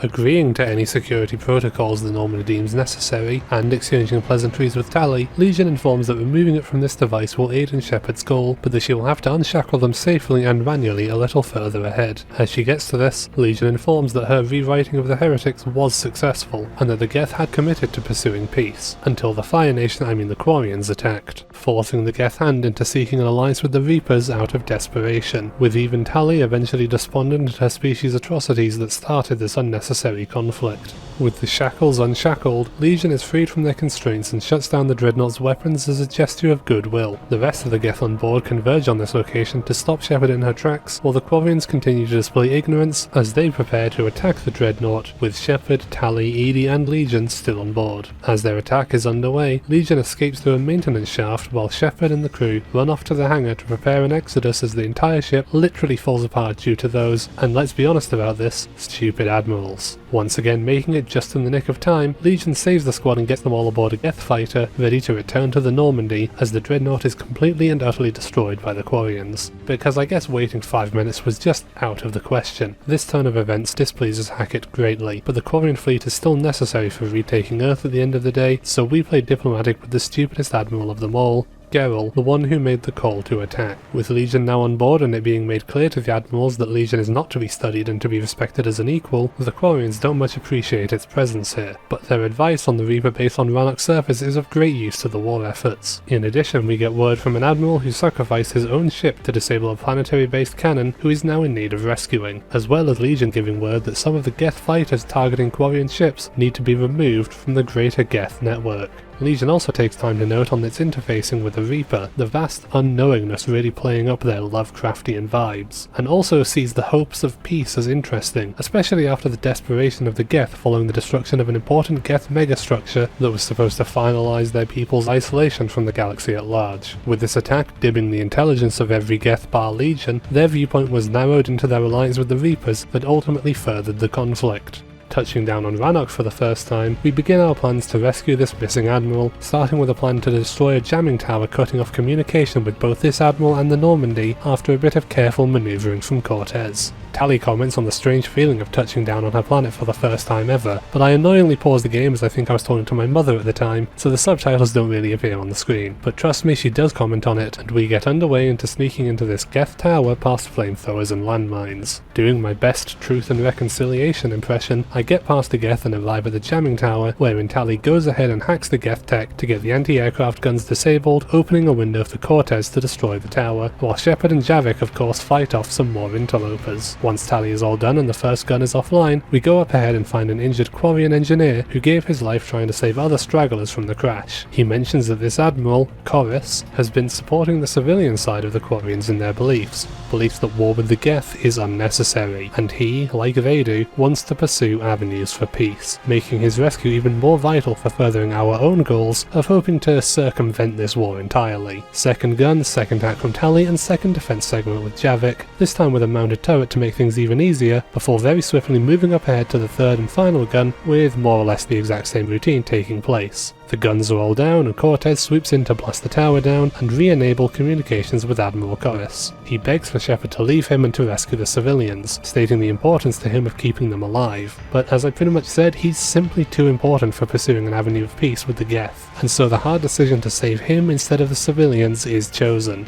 We get to this sort of on-rail shooter segment with the turret as we escort him to the cliffside to get him on board, where he tries to contact his crew to no avail. With Corus back on board the flotilla, he is able to contain the civilian fleets and keep them from engaging fruitlessly in this war, keeping order and stability in and amongst the Quarian fleets once again. Once returning back to the main war room, we received words that plans are ready to begin the attack on this Reaper base on Rannoch, but Legion informs of something else interesting about this Reaper base: the upgrades the Reapers have enabled the Geth to undergo. Their AI has grown under these upgrades and have become something akin to real, sentient or perhaps sapient life, showcasing once again that the Geth are truly worth not only saving for doing the right thing, but because they are closer than ever to achieving true, inarguable life. Regardless of that though, before we can go to deal with the Rannoch surface, we have Legion's prior request to deal with in the Geth fighters. You were the first organic to openly cooperate with Geth since the end of the Morning War.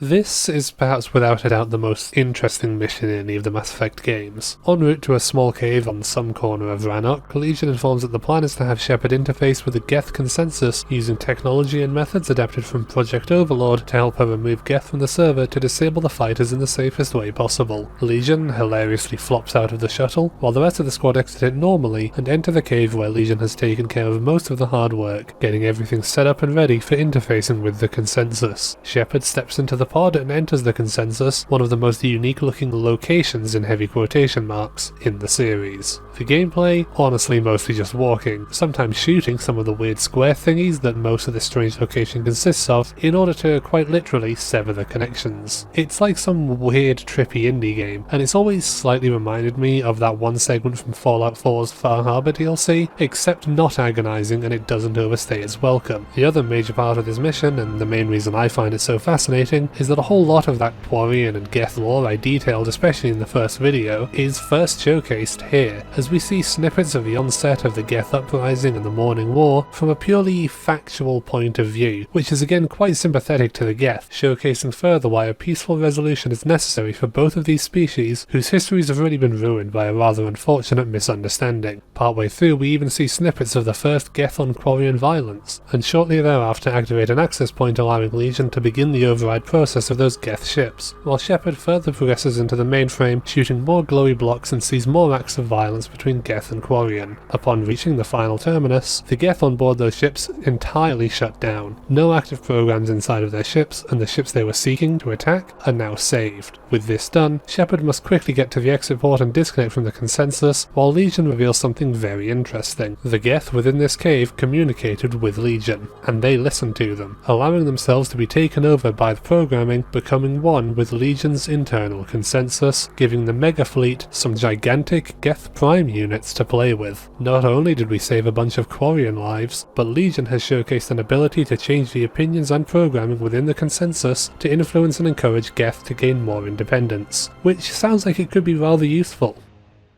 Shepard, when this mess is over, drinks are on me. At this point in the game, everything is in place to touch down on Rannoch and take the planet back with the Quarians, or whatever may come of this venture. But you may have noticed that while we've met up with many of our old friends already, people like Kelly, Kasumi, Jack, Rex, Grunt, and now Legion, as well as the now deceased Morden and Thane of course, there are a few familiar faces we have yet to meet up with. We only briefly chatted with Miranda and it was clear that she had some more stuff going on, but there's also Samara, Zaid, and yes, even Jacob. So we're going to dedicate this chapter to meeting up with all of these guys and seeing what's going on with them, as well as catching up with anyone else we may not have reunited with yet. Because I'm mostly going chronologically in terms of my footage, it does mean that we're going to be starting off with the man among legends himself, Jacob Taylor. Shockingly, Cerberus are back at it, attacking a small mountainside base full of fleeing former Cerberus-aligned scientists. Naturally, they aren't fond of having some of the smartest people abandon their cause, and are seemingly quite happy to kill or capture anyone they can, a plan that is made more difficult for them thanks to the involvement of the former Alliance, Corsair, Cerberus and Normandy soldier, Jacob, organising and commanding what able-bodied fighters the scientists can muster. With Shepard's timely arrival and rescue of Jacob, the two formulate a plan to get the evacuation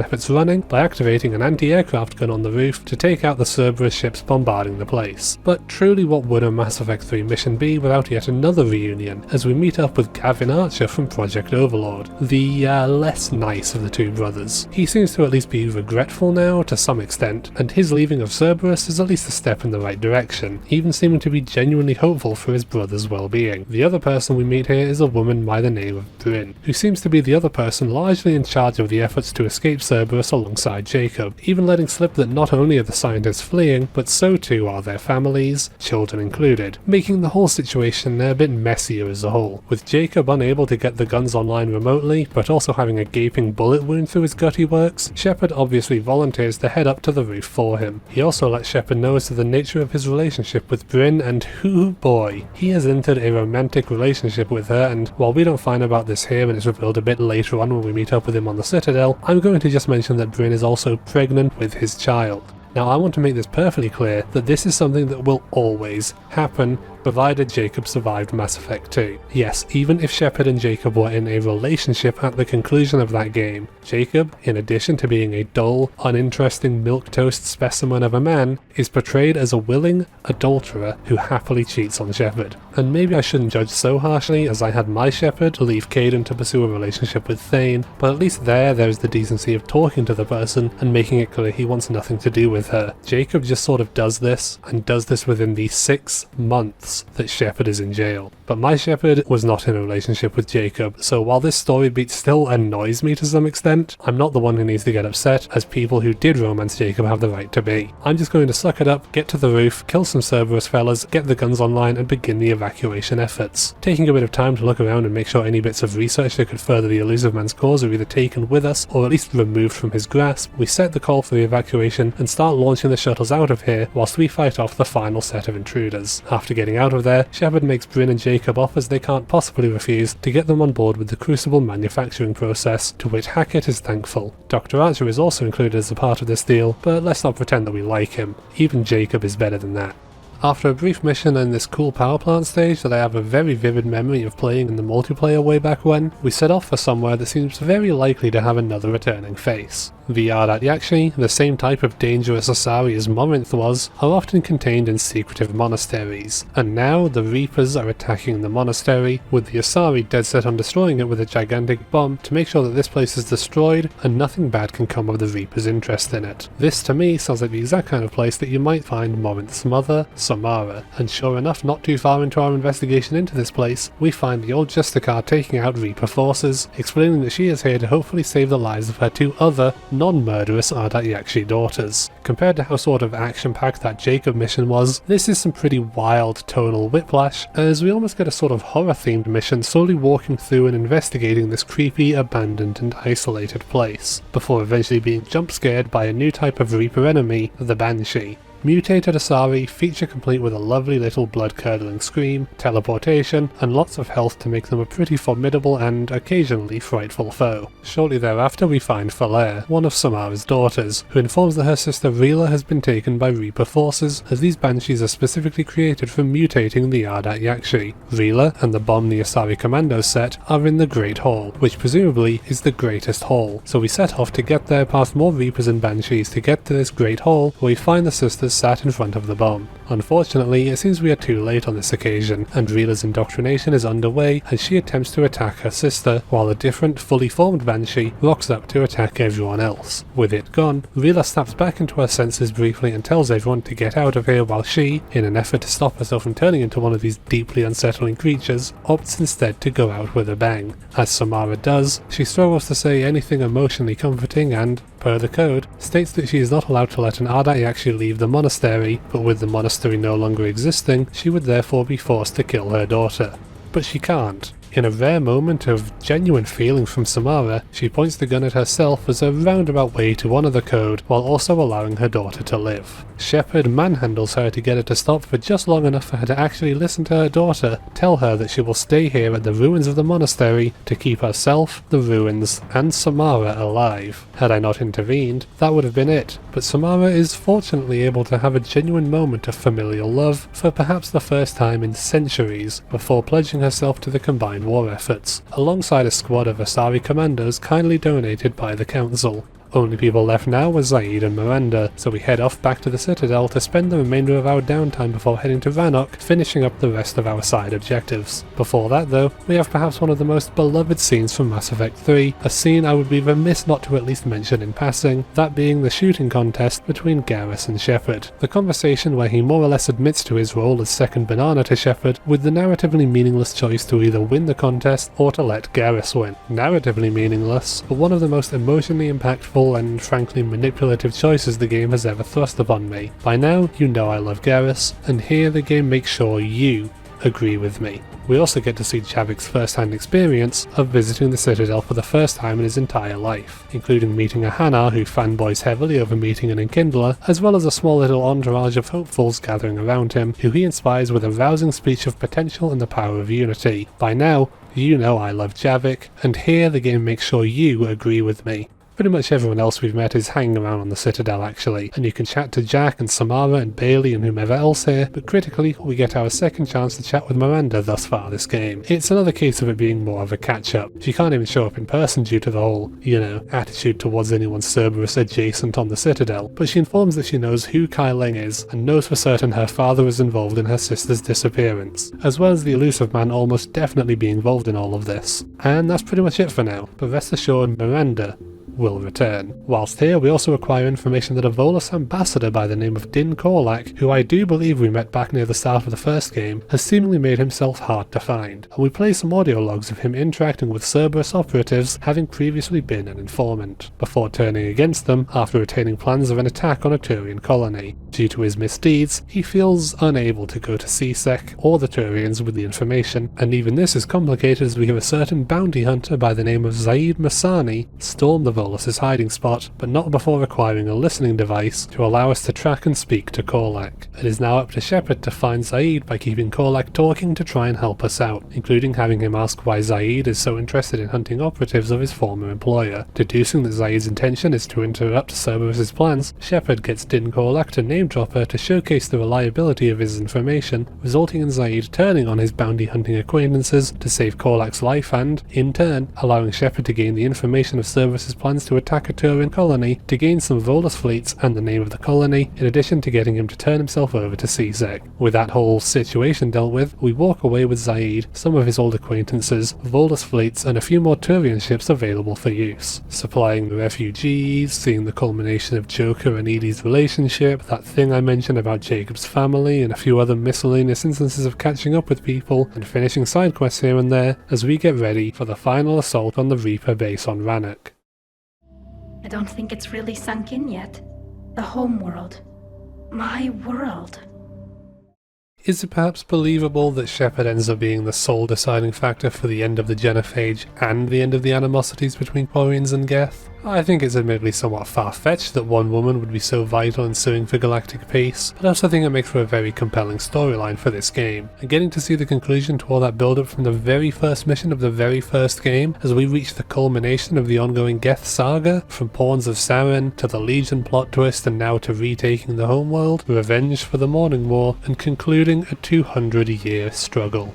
En route to the Reaper base, Legion states that they will be staying back to help overwrite and circumnavigate any Geth and Reaper security systems on place, whilst we go on foot with our Quarian and AI squad mates for, I hope, logical reasons. Legion confirms to us that they will be utilising some upgrades that were forced upon them during their time in the Reaper machine, and even seems to showcase shame for keeping it from us and for how low their people are willing to go. Tali, on the other hand, is quite emotional over this mission for all the reasons I stated beforehand. To finally be here, at the precipice of the ending of her people's greatest strife, to see what her ancestors saw so long ago, the homeworld that she hoped to see someday, with her even taking a moment to picture building a house in this very landing zone one day, to which Shepard sort of awkwardly gives her a rock to start building with. And then we shoot stuff. As we progress through the base, the admirals are chatting to one another over the radio about various strategies and such, including word from Admiral Corus, whom we rescued helping to rein the more reckless ones in, and some directions specifically for us given from Legion. This all goes on for a while up until we pull up a big targeting laser to call in an airstrike from the Normandy onto some important Geth equipment, which shortly thereafter reveals itself to actually be a giant Reaper clawing at us from within a giant pit. As a Half-Life fan, this is awesome, and makes for a fantastic set piece as we hop on the back of a little Geth vehicle thing and use a turret to fruitlessly fire upon the massive Reaper as Legion frantically drives us away. Just before it catches up to us, the Quarians hit it with an orbital strike and disable the Reaper temporarily, but temporarily isn't enough. This is the Reaper technology needed to destroy for us to conclude the war here, and thankfully the strike has revealed a weak point on the Reaper, a weak point that gives Shepard the confidence to hop out of the vehicle and prepare her targeting laser to be synced up with the entirety of the Quarian fleet, so that she can target everything she can onto the Reaper's newly discovered weak point for the sake of the Quarians and for the sake of the Geth. Every time its big old laser eye socket thing is open, unleash heck upon it. It's a simple, elegant boss fight that you likely have seen numerous times before, with the penalty for failing to dodge the laser being instant death. Slightly uncommon for a video game boss fight is that it's actually 5 hits to kill it and not 3, with the final one showcasing just how much firepower we are truly unleashing upon the Reaper as our kill count increases to 4. This one deigns to give us some final words, threatening that Harbinger will ensure the cycle continues no matter how many Reapers Shepard kills, with her herself requesting a straight answer for what exactly their endgame is here. Order is the answer given. Organic civilization, to them, is chaos. Death is stable, and they therefore consider it order. I don't think this is the first instance I've ever seen of this whole AI must destroy life because life destroys endlessly kind of thing. Pretty sure Age of Ultron that Ultron literally goes on Google for 5 seconds and comes to the same conclusion. Truthfully, I wish the Reaper's explanation was a bit more exciting and mystical, that there was some ulterior motive, and my understanding of things is that there was a bit more to it once upon a time that ended up being cut. We'll talk more about their motivation in those ending chapters and in my discussion of the Leviathan DLC, no doubt, but that is the motivation behind the Reapers that Shepard and, by extension, we are given. Tali is incredulous at us killing a Reaper, and Legion notes that the Geth are now free from its grasp, still retaining their physical and mental upgrades, but back to functioning within their own hive mind once more, with Legion stating that manipulating and uploading the Reaper code, they can spread Legion to the rest of the Geth, much like what happened with the Prime units in that cave, allowing the Geth to become individuals operating on a unit-by-unit, or even a person-by-person basis. True intelligence, true life, and units that truly have souls. With Shepard's blessing, Legion gets to work uploading the code while Tali tries to get the other admirals to stop their attack, which they refuse, causing Tali to beg for Legion to stop the upload and save her people. It would seem, as is the very nature of Mass Effect, that a choice is upon us: Quarian or Geth. After much deliberation, I choose both. The Reaper is dead, Legion is saving their people, and if the Quarians attack them with their intelligence, the Quarians will lose. With Chorus on board, and a rallying speech of unity to convince them that the Geth do, in fact, want peace, ending with an emotive stating of the Quarian words of hope, Keela Salai.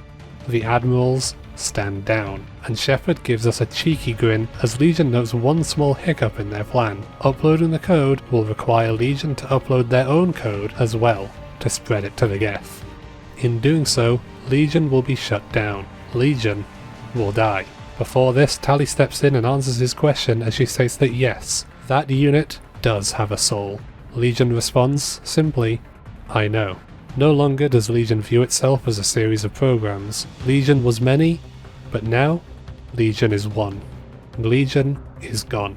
One of the Admirals finds us and asks us where the Quarians will go now, as the Geth Prime unit comes to inform that they will share the homeworld, as they once did. Legion is gone, but now, each and every Geth unit out there is one. The Geth fleets and engineers, the Quarian fleets and engineers, they will assist humanity, and peace reigns supreme in the end, as Tali takes in what has just happened. The homeworld is theirs, but she decides that no matter what, her real home is the Normandy. She can't just sit out of this now, she wants to help Shepard and take the fight to the Reapers, for her people and for Legion. She looks over the countryside and removes her mask to take in the atmosphere for the first time. Off screen to save on making a model for it, I suspect, but a poignant moment nonetheless. With peace secured and another centuries-old galactic conflict single-handedly solved by Shepard's intervention, our united fleet and the Crucible are coming along nicely, and the Asari Councillor even commends the progress made and finally decides that it's her turn to be useful and dedicate some resources, provided of course that Shepard help her out with a little problem of her own. This is essentially the start of the third and final act of the game. Technically it's still labelled as Act 2, but I find it a lot easier to think of it as certainly building towards concluding the wars with the primary antagonist in Cerberus and, of course, the Reapers. Before we get to that though, we have a few other little things left over that we have to get to work on cleaning up. We have the DLC of course, and we've already spoken about the From Ashes DLC and Javik, a very good addition, but there's also 3 major story DLCs similar to Mass Effect 2 in the form of Leviathan, Omega, and my personal favourite, Citadel. We will get to them in due time, but we have a few other errands to finish up first, nothing major. Firstly, we return to the Citadel and have an actually in-person meeting with Miranda Lawson, shadily asking us for access to Alliance resources for something secretive. As dodgy a request as it may be, we give her the access and have a little chat with her about her original desire to incorporate a control chip into Project Lazarus to take control of Shepard were she to go off the rails from Cerberus' original aims, a desire that was stifled by the Illusive man himself. This has had her thinking about her father's own control over her, the removal of free will, and how her father is now trying to do it to her sister Oriana. Shepard doesn't hold who Miranda was over her, and the two of them part on good terms as she does whatever it is she believes she has to do. Other than catching up with our friends of course, the other important thing for us to tackle in this downtime is our final run-in with a beloved old acquaintance, the Megafan himself and the wannabe Commander Shepard, who is now unfortunately a Cerberus apologist, Conrad Werner. It seems that he may have missed the memo about the whole Cerberus are baddies thing, and has been preaching about how great they are because Shepard worked for them, even getting a cheeky little line about how his dialogue in the second game was messed up due to a developer oversight. It would seem his silly behaviour has caused issues once again, as a medical station was sabotaged by Cerberus while people were distracted by his shenanigans, and his Cerberus contact is still at large somewhere on the Citadel. Perhaps more surprising, however, is learning that Conrad Werner hilariously has a doctorate in the study of alien technology, with resources to get ancient schematics to aid in the Crucible efforts, and his contact in fact turns out to be a gentleman named Gavin Hossel who worked on Feros that we helped acquire data for way back when, and by name dropping Shepard he is able to get those schematics sent over. Unfortunately, it's an ancient Asari dialect that he can't read, but unfortunately Shepard collected a large number of Asari writing while chasing after Saren, but unfortunately the technology is under a patent from Elkos Combine, though unfortunately we acquired all of the weapon licenses in, you guessed it, our Mass Effect 1 adventures. Everything about this ridiculous and fantastical exchange is hilarious, and I love that all this stupid and minor seemingly pointless nonsense from Mass Effect 1 comes back in such a goofy way, and by continuing to talk to him a bit, they make sure to give him all the funniest callbacks and referential dialogue that they can. Comments on how you sometimes forget questions you've asked in a dialogue tree and you end up repeating dialogue, the strange implementation of thermal clips and how it's a step backward from infinite ammo laser weapons from the first game, his tasteful shrine with a post and a few candles, and surprisingly, that he actually saved a lot of lives when he fled Ilium. See, it's not all jokes with this goofball. With the medical station repaired, Conrad identifies his Cerberus contact who points his weapon and fires at Shepard, but not before Conrad valiantly jumps in front of the shot, saving her life and allowing her to knock the Cerberus guy out as Conrad proceeds to die in her arms. Or that's what would have happened had his gun not been sabotaged by another returning face from the first game in Jenna, the woman we helped out going undercover in Cora's den. As Conrad thanks her for saving his life, she comments on his bravery, and the two walk off to have what I imagine must be the most fascinating date the galaxy has ever seen. I would give anything to be a fly on the wall overseeing that horrifying exchange of comedic nonsense, but alas, we've a galaxy to save, and the Asari Councillor did request us specifically. The Asari have an ancient artifact on their homeworld, Thessia, and she believes it may be related to the Catalyst, the final piece of the Crucible. Her people have kept this secret for a long time, but she believes out of desperation that for the good of the galaxy she will help Shepard find the Catalyst and save her people. But first, let's perhaps help out a different Asari friend, shall we? I assume this is about retaking Omega. This is about your war, Shepard.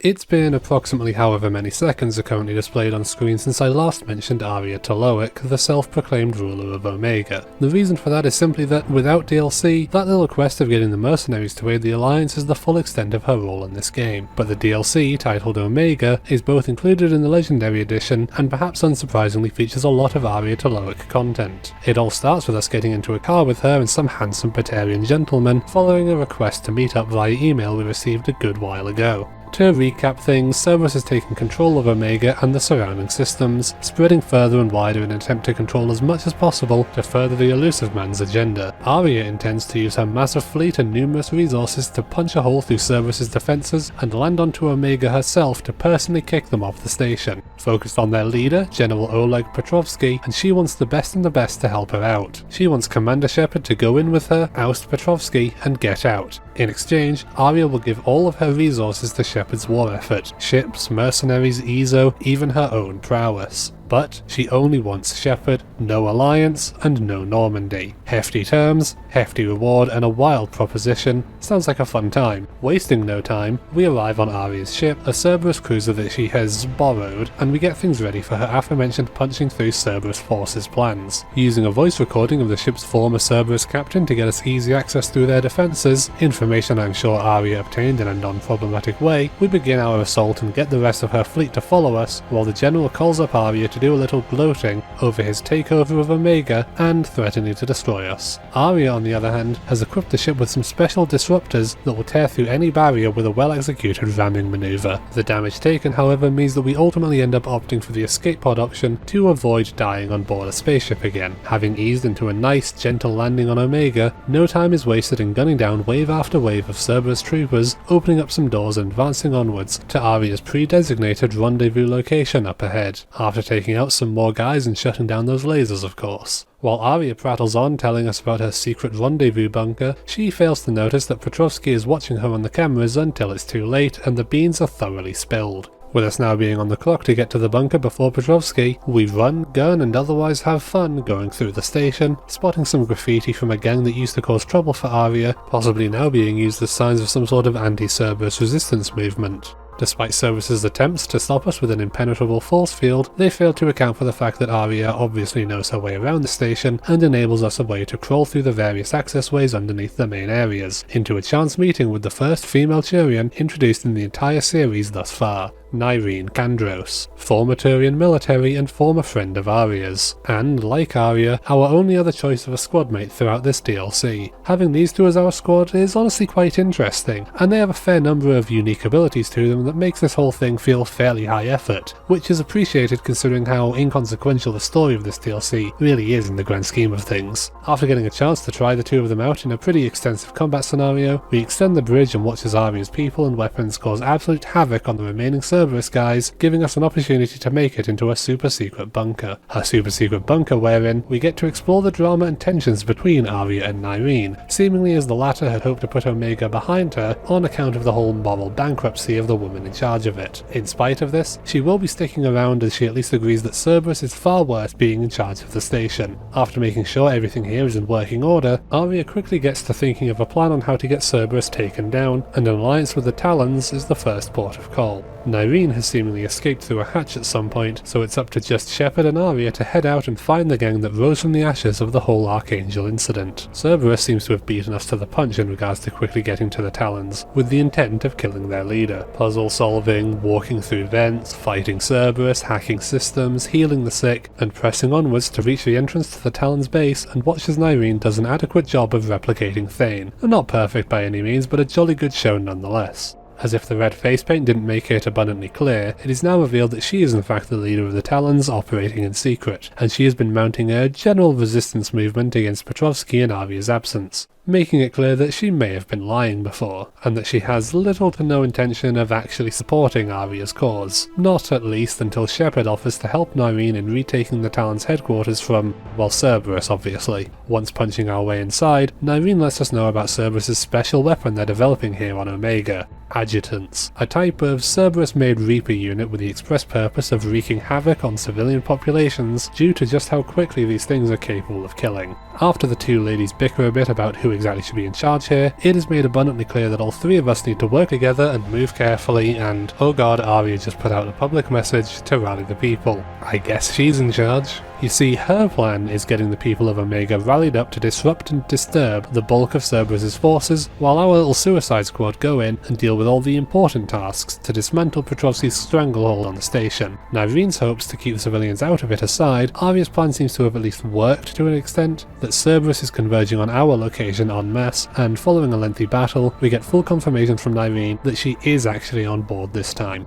Aria has told us in confidence that she is prepping to manipulate Nyreen, and obviously we immediately tell Nyreen this fact, not to get them against each other, but because Aria has never once posited herself as a particularly great person, while Nyreen seems if nothing else to be the lesser of two evils between them. We acquire the vitally important quest of re-obtaining Aria's beloved sofa, and Aria gives the far less interesting task of going to a major reactor that the General is using deep in the bowels of the meteorite to get the force fields down. The two of them bicker again, but agree to at least work with Shepard as a neutral party in Omega's politics or their past relationship, which Nyreen confides may be more intimate than we had been led to believe, as she requests firmly that Shepard do what she can to keep the people of Omega out of this conflict. Due to just how temporary Nyreen is as a companion, not tagging along following this DLC, they give her a decent amount of depth, and I find myself liking the idea of her character if nothing else. She's not my favourite due to how short our time with her is, but her ideals at least make her much preferable to Aria, even if the Asari is considerably more charismatic.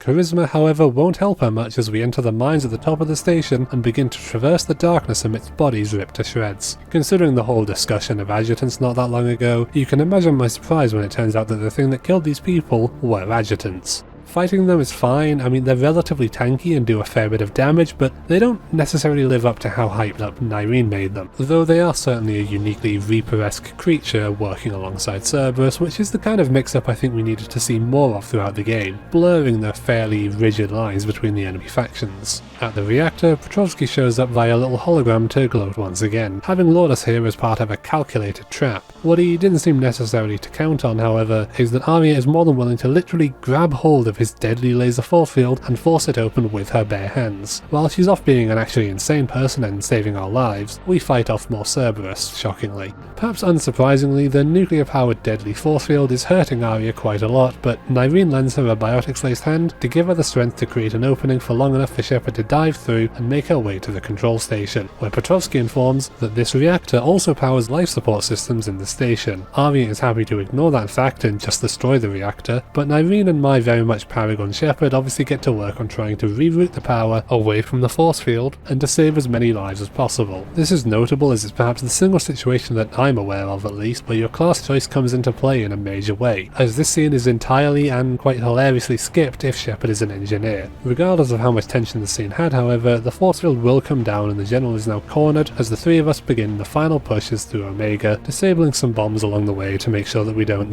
blow up. while Nyreen and the Talons push on one side and Shepard and Arya push up from a different direction that involves just annihilating a Fen. Eventually the paths converge and we find Nyreen pushing on ahead to the doors of Afterlife, where Petrovsky is making his final stand, which seems to include adjutants showing up to attack the civilian population. Until now, Nyreen has displayed herself to be very uncomfortable with the adjutants, but she nonetheless runs in to take them all out in the most dramatic way possible, via sacrifice. Arya is, to put it bluntly, furious. Whatever was between her and Nyreen was clearly more than close enough for her to recklessly jump in slow motion through the remaining forces and straight into yet another trap. By destroying all of the generators powering the machine Arya is trapped in, we unleash her from her shackles and get ready for the final showdown with Petrovsky, and he immediately surrenders. In spite of this, Arya begins choking Petrovsky quite violently, intent on killing him, despite the fact that he had let her leave the station alive when Cerberus first invaded. However, by actually being a good person in general and not agreeing mindlessly with everything Arya says, she decides to cooperate with Shepard's wishes and lets him be taken into Alliance custody. Petrovsky is looking forward to being a prisoner of war, while I more so look forward to seeing him become a war asset, just like the numerous assets Arya will be able to provide us now that she's become my BFF and gone all soft thanks to our influence. Arya once said that she is Omega, and it's safe to say that Omega has well and truly been saved, perhaps even to an extent that Garrus may not hate her here quite as much as he once did. But as I said, ultimately, even as interesting as I find Nyreen and especially Arya, this DLC is fairly inconsequential in the grand scheme of things. Omega is a great place, but I think we might all be a bit more interested in a DLC with a heavy focus on the ongoing situation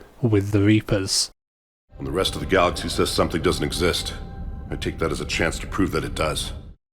On Rannoch we were told that the Reapers seek to eliminate organic life because life begets violence. But what ultimately are the Reapers? Well, a team of researchers on the Citadel, led by a man named Dr. Bryson, believe they may have a breakthrough on the essence of the Reapers that may be able to aid in the efforts of fighting against them, and he has invited Shepard so that he may share his data. His assistant is tasked with bringing us the data, but he instead brings a bullet placed with force into Bryson's shoulder. Indoctrination would likely be the go-to assumption, but people don't really tend to snap into and out of indoctrination and murder their employers. It's different. And with Bryson name-dropping Leviathan, the namesake of this DLC, that seems a good place to start, especially when talking about it causes the assistant to say some ominous stuff and drop to the ground.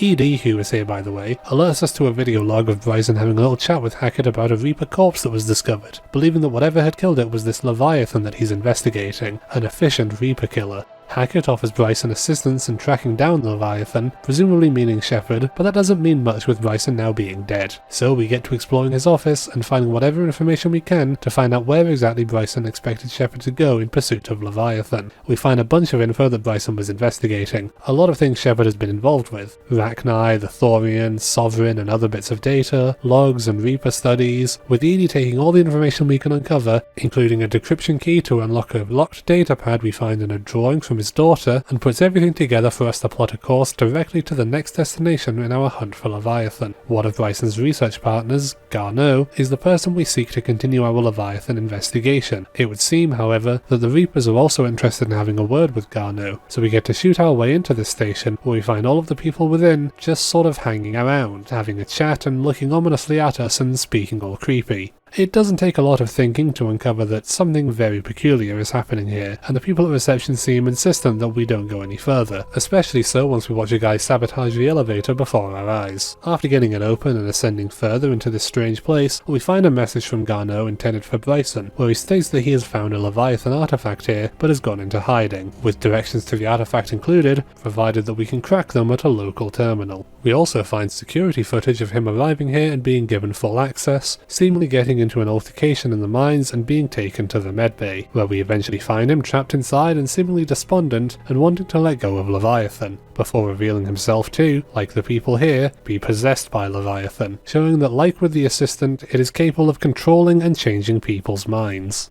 Garneau runs off, seemingly headed towards the aforementioned mines where this artifact has been placed. Leaving the security of the creepy base, we once again end up outside fighting Reaper forces and follow a little repair drone as it does repairs. We finally get into the mines and find the artifact, a glowy orb thing alongside Garneau, who decides to follow in Nyrene's footsteps and prevent us from following his footsteps. Not that that was the real Garneau, as the real one seems to have died some time ago right here, by Leviathan's hands. Speaking of which, the other people here all seem to have been released from its grasp and have snapped out of their strange behaviour, seemingly not remembering anything, implying that these artifacts are the cause of controlling people, and with it now gone, it has lost its control that it has had over these people for about 10 years. As the crew speculate that Leviathan may in fact be some kind of Reaper gone rogue, we prepare to return to Bryson's office and extrapolate the real Garneau's data to figure out how to block Leviathan's mind control and follow up on the one last lead we have in Bryson's daughter, Anne. With Garneau's research aiding her, Edie blocks the artifact from causing any more harm, and we get back to searching the lab and finding a message from Anne, who was seemingly the only one of these scientists to figure out that the artifacts were bad, and discloses a rough location to find her, with us using various clues in and around the lab to pinpoint a destination and make our way there.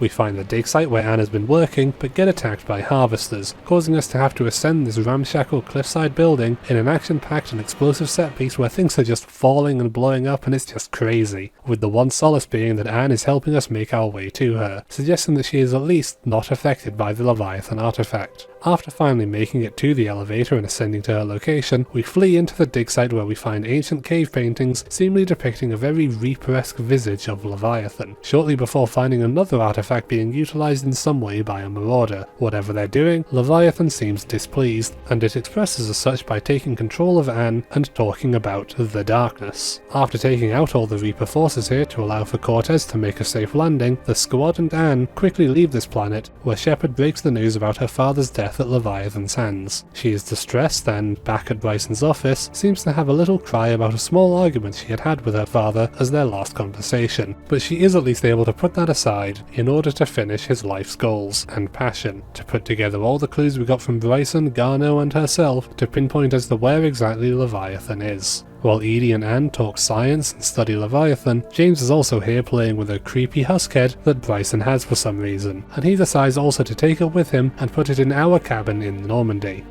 Thanks, James. Those two are unable to precisely pinpoint Leviathan's location, and so Anne volunteers to have the shield on the artifact dropped to allow for Leviathan to speak through it, to speak through her, so that Edie can trace the call like some sort of detective trying to find out where the kidnapper is hiding. Leviathan doesn't want the Reapers finding it, and perhaps even less so wants us finding it, but we get a rough enough location of where to search and set off immediately to find it. While the area we had was rough, it doesn't take long to find the planet we're looking for and begin our descent to the planet where we can confirm that we will find Leviathan. Leviathan, however, is many leagues under the ocean of this miserable stormy planet, and Leviathan seemingly does something to our shuttle that gets to crash land on a ship that presumably had befell the same fate. As Cortez gets to repairing our shuttle, we once again stave off Reaper forces for a good while until he can provide covering fire. While he got the weapons back online, the shuttle isn't going anywhere while Leviathan's defences are in place, but he points us towards a diving mech that should be capable of withstanding high pressure and getting us down to where Leviathan is hiding, after fighting off more Reaper forces for a while, of course. As we drop down into the ocean, losing communications with Cortez, triggering my hydrophobia big time, we touch down on a surface amongst some aquatic life and begin our very, very slow walk through the ocean depths and towards another fairly significant drop down further into the ocean, where we finally come face to face with Leviathan. And as that cave painting had predicted, it looks an awful lot like a Reaper. It sounds an awful lot like a Reaper, but it's not a Reaper. It's not metal, it's organic. And it is out here killing the Reapers because it views them as an enemy, echoes of those who existed long before. Leviathan communicates with us using the minds of those who it has been controlling. Anne, Bryson, the fake Garneau, probing Shepard's mind and viewing her own destructions of the Reapers before revealing to us that Leviathan, its species, were the first major sentient life in the galaxy, the most intelligent and powerful spacefaring species millions and millions of years ago, who spread across the galaxy and, eventually, created sentient life in the form of Harbinger, intelligence designed as a tool to preserve life. It began its harvest by twisting its purpose exactly as the one on Rannoch had described, before creating more and more Reapers in the shape of Harbinger. The Leviathan is the sole survivor of its species, the species that created the Reapers, hiding from the Reapers and watching the galaxy through the artifacts. and so it has been here ever since, watching cycle after cycle colonize the Citadel, attempt to construct the Crucible, and be harvested nonetheless. It acknowledges that Shepard is an anomaly, even suggesting that she will stay here with Leviathan to be used as another tool while it waits for an even more promising cycle. But with the Reapers knowing where it is, Shepard is able to break through to something arguably emotional in the otherwise cold-hearted and calculating creature that Leviathan seems to be, and it detects something even more surprising. The Reapers are afraid of Shepard, at least to some extent, the deciding factor ultimately tipping the scales for Leviathan to decide to come out of hiding, to fight against the Reapers and prove its might to the galaxy one last time. It makes it clear that it's not doing this for humanity or the Protheans or any other race, it simply wants to kill, and perhaps even indoctrinate, a few Reapers. That's good enough motivation, and it lets Shepard out of its psychic grasp as she jets up to the surface where our friends have valiantly continued to hold the line against the Reaper ground troops, but are unable to protect Shepard as she collapses from the mental anguish. This doesn't matter, however, as Leviathan controls a brute to rampage on the other forces and releases Cortez's shuttle from its power. In spite of this, a full-size Reaper is still on its way to fight us, and so Cortez wanted to be Oh, it killed it. Can we count that as a 5th Reaper on Shepard's tally? I mean, she is the one who got Leviathan on board, so maybe 4.5 Reapers? Anyway, Anne calls in and Shepard makes it clear that her father's work is done. Leviathan is not only real, Leviathan is joining the fight against the Reapers for the time being, just as she is. Hackett is greatly pleased by this addition to our forces, as well as being obviously staggered that galactic history has been completely rewritten with this revelation, though perhaps not really staggered enough given the context that we literally just discovered one of the creatures responsible for the creation of the Reapers, one of the first things to ever spread its life throughout the galaxy. I think that giving context to the Reapers is a risky thing, and Mass Effect 3 deciding to do so was always going to either be interesting or a bit underwhelming. Explaining the inexplicable torrent of chaos and destruction as just an AI gone bad is in keeping with the tone of the established story, but grounding them both via the dialogue on Rannoch, and especially here, with Leviathan, I imagine to some people is upsetting, as they no longer feel so cosmic and unknowable, as we now know exactly where they came from. Leviathan. But I think this DLC is interesting at the very least for daring to tackle that plot thread. If they didn't explain it, people would be upset that the Reapers just came to being despite being machines. So giving that context is good. I just still wish that the actual reason for the cycles was a bit more interesting and fleshed out. Leviathan itself is an interesting DLC, and I think it helps improve on the muddiness of the ending of the game by answering a question that I, and I'm sure many others, were curious about beforehand, similarly to Javik's inclusion. Leviathan did a lot to explain the Reaper's existence, but what it didn't do exactly was answer our questions about the Catalyst. By the goddess. Literally. So technically this is still part of Act 2, but I think spiritually I would classify this as the beginning of Act 3, with Act 2 really mostly just being the whole Quarian and Geth stuff. This mission is us approaching the endgame at a pretty rapid pace, with Shepard setting foot on the final and most mysterious homeworld of the Council species. I suppose technically she never set foot on Palaven, but first of all shut up, and second of all we're on the Asari homeworld, Thessia, per the request of the Asari Councillor to find this artifact that she believes may be related to the Catalyst. Of course, it can never be quite as simple as that, as the Reaper invasion of Thessia has begun, but since Shepard has killed 4.5 full-size Reapers by this point, you really have to question to what extent husks, banshees and whatnot will really pose a threat. Looking for a potentially Prothean artifact on the Asari homeworld means it seems logical to take Liara and Javik, especially as Liara reveals that Benezia had taken her to this temple when she was a child, which I suppose could be up to like 30 years old. The well-hidden and secretive part of the temple is unbeknownst to her, however, and with some words of encouragement from Javik to steel ourselves and get ready for this, we drop down on the planet and meet the women in charge of the defensive efforts, shortly before the defensive efforts crumble down and we gun down a variety of Reaper enemies. With that over and dealt with, we find that these women are here to defend the temple, but are having such a bad time with nothing functioning and far too many Reaper forces about that they want to leave.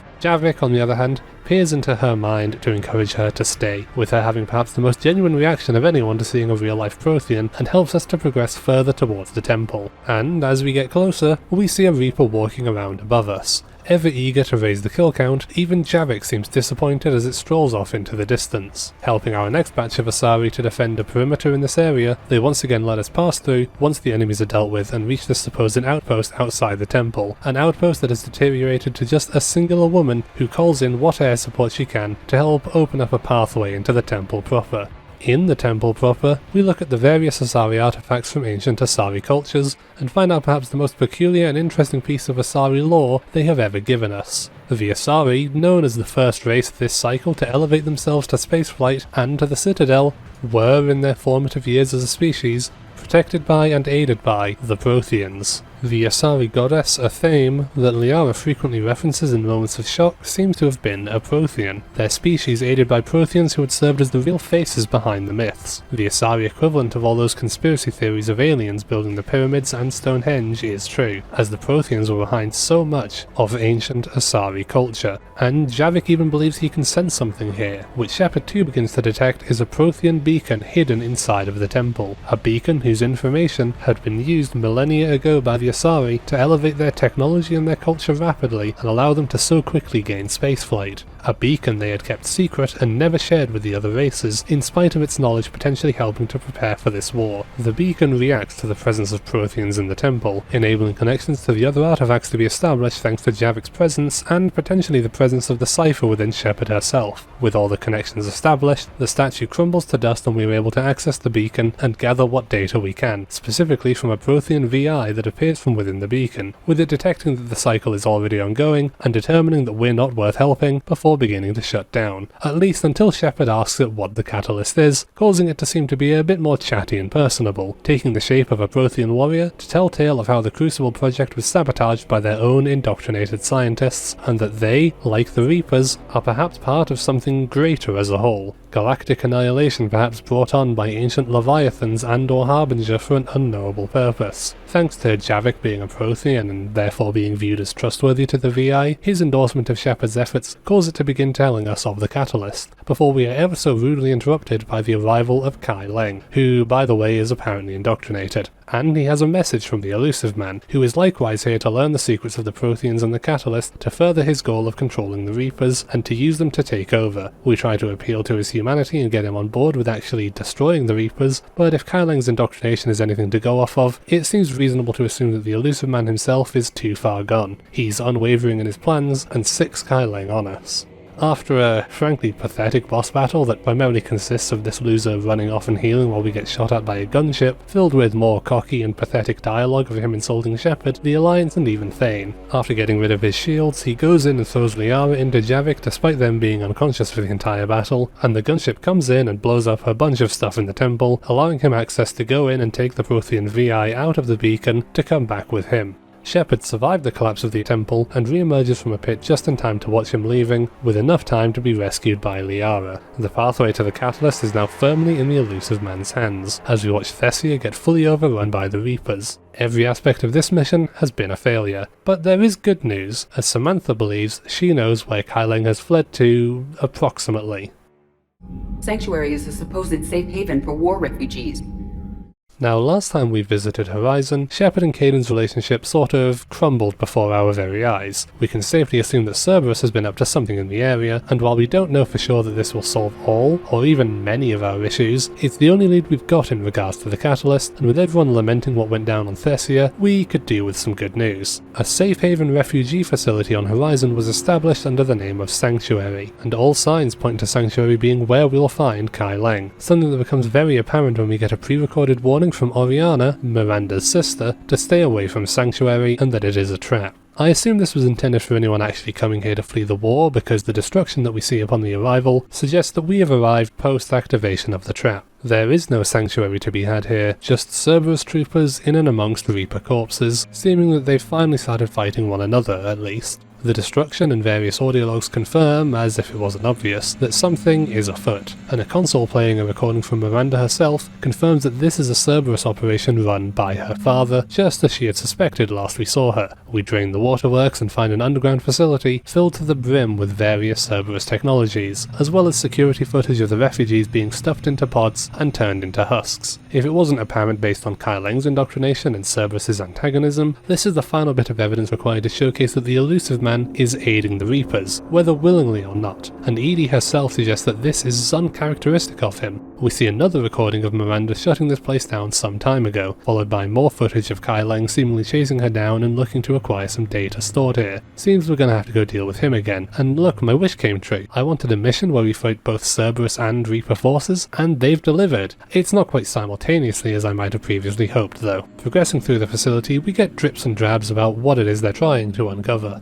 how Reapers communicate, how they transform people, and, above all, learning how to indoctrinate people. If this is his desire, then that's a very not good thing, as Cerberus having the power to indoctrinate doesn't sound great, especially seeing as it still aims to further this ludicrous notion that he can somehow control the Reapers. That sounds like something that he needs stopping in as soon as possible, and for once it seems the Reapers actually agree with us on that matter. Before we continue, we watch as Kyleng tries to imitate Thane's dropping from a vent move and knocks Miranda down. Nyrene's imitation was significantly better. Past more and more Reapers, brutes, banshees and what have you, we join in on the Lawson family reunion, where the loving father holds Ariana as a human shield to protect from potential attacks from Shepard or Miranda. Kyleng has already taken the research and left, so Mr. Lawson is seemingly prepared to do whatever it takes to get out of here, with him offering us a deal to turn against Cerberus in exchange for letting Oriana go. The moment he drops Oriana, Miranda alters the terms of the deal and throws her out of the window, which seems fair enough. Thanks to the information we'd given her beforehand, name-dropping Kyleng and giving her access to Alliance files, we have saved Miranda's life, and she in turn has saved her sisters and finally rid herself of her father. Kyleng may be gone, but Edie finds data on shipping manifests to help extrapolate the Illusive man's location, which Miranda one-ups her on friendship points on this occasion, however, as she directly provides us a pad that follows a tracker placed on Kyleng to show us his exact location, even showing the light-hearted human and personable side of her personality that she has developed thanks to Shepard's influence, stating that nobody is perfect. With that dealt with, Miranda and her sister leave with a promise to be in contact soon, and we disable the jammers that stop warnings about the true nature of this place from being told to incoming ships. With us now knowing where Kyleng has gone, and everything falling into place ready for us to finally go and take the fight to them and the Reapers, Hackett is greatly pleased with our progress, and we have amounted a staggeringly high number of assets for this war, with Miranda now joining the ranks too. The end of the war is upon us, but before that, don't you think Shepard has earned a little bit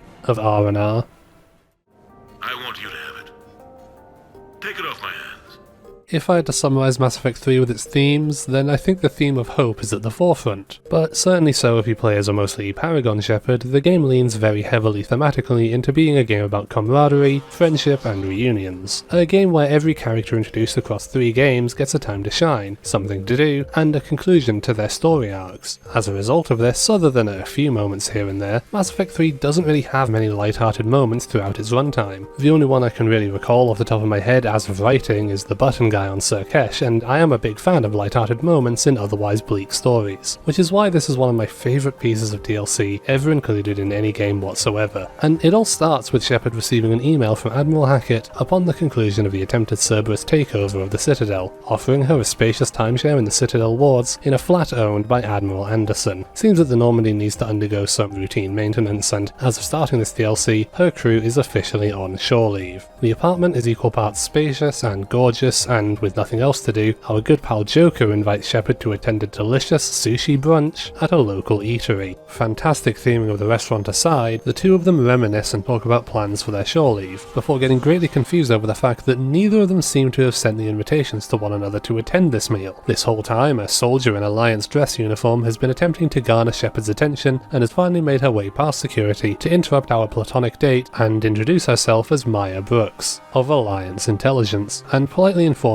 of an incoming assassination attempt on Shepard's life. Before we can get any more information, armed gunmen storm into the restaurant, randomly shooting at everything that isn't an innocent person, thankfully, and Shepard takes cover with Joker while one of the goons grabs Maya. As Joker limps off to act as bait for Shepard to grab a gun, we now have the arduous task before us of fighting people with only a small, silenced pistol and absolutely no armour, which includes having considerably worse cooldowns on all of our abilities as a result. For all intents and purposes, as far as gameplay is concerned, these mercenaries are basically just Cerberus in grey instead of white. There's a couple of differences here and there, but they pose little threat as we safely rescue Maya and never mind, she got shot. And we see that building a restaurant where the entire floor is an aquarium is actually a terrible idea because glass is fragile, causing Shepard to take a little tumble down into a slippery metal corridor overlooking a really deep chasm on the Citadel. The geography of the Citadel is already pretty confusing, so pay it no mind as we clamber through these Night City-esque walkways and make our ways over to a car store on the other side of this weird chasm street. We do at least find out that Brooks survived the shot and she is helping guide us through the wards. parkour, a shootout in a little night market with actual silenced pistol mechanics, which is cool, almost feeling like a sort of pseudo little stealth game for a little bit, making for a bit of unique gameplay, although it does inevitably turn into a more typical shootout scenario eventually as Liara and Edie get on the comms and set off to meet with us up ahead with the rest of the crew. Due to the armed gunmen in the area, various doors slow down our progress, plus being shot at doesn't really help expedite the process very much, but we do eventually make our way into the car shop and reconvene with Liara, who mourns the sushi place as we seek to exit the shop. Shepard is prepared to blast through a window to get a manager to open the door for us, but Liara instead politely asks him, allowing us to be greeted by a shuttle full of people, and dear lord is that Rex. He jumps down, violently assaults every single person in the shuttle, and decides that he's going to join us for a bit of fun here, actually joining as a member of our squad, unlike our time on Tuchanka. Due to him not having any upgraded skills, he's actually pretty worthless in combat, but it doesn't take too long for Brooks and Edie to show up and get us away from the mercenaries and back to Shepard's new digs. Brooks and Liara warn against contacting Bailey and getting the authorities involved, and the former is pretty freaked out about the whole situation, displaying a kind of, and believe me, I really do rather hate this parlance I'm about to use, but adorkable personality. Hyperactive, enthusiastic, and very nervous about having such esteemed company. Liara has a hunch about the pistol we acquired, and has Glyph investigate this lead as Joker arrives with the rest of the gang, and trust me, while James and Javik are not in this video clip, they are indeed involved. We get a little bit of time to catch up and get even more of the ludicrous tone of this DLC as Tali laments not being able to enter that sushi restaurant, in spite of not having any food that she could actually possibly eat, while Edie informs that the only casualties of the attack were fish. We all gather around the table, Brooks and for some reason Cortez included, but not Samantha critically. This will be important later, and we all see that Liara's trace on the assailant who has claimed Shepard's identity has proven fruitful by finding the person who sold the weapon to the individual, as well as unveiling that the mercenaries are a group of dishonorably discharged former Alliance soldiers named Cat 6. The weapons dealer, a man named Elijah Khan, owns a casino nearby hosting a fancy fundraiser party tonight, and so that can only mean one thing if we want to have a little chat and get more info on the buyer without any drama involved. We need to plan an elaborate casino heist.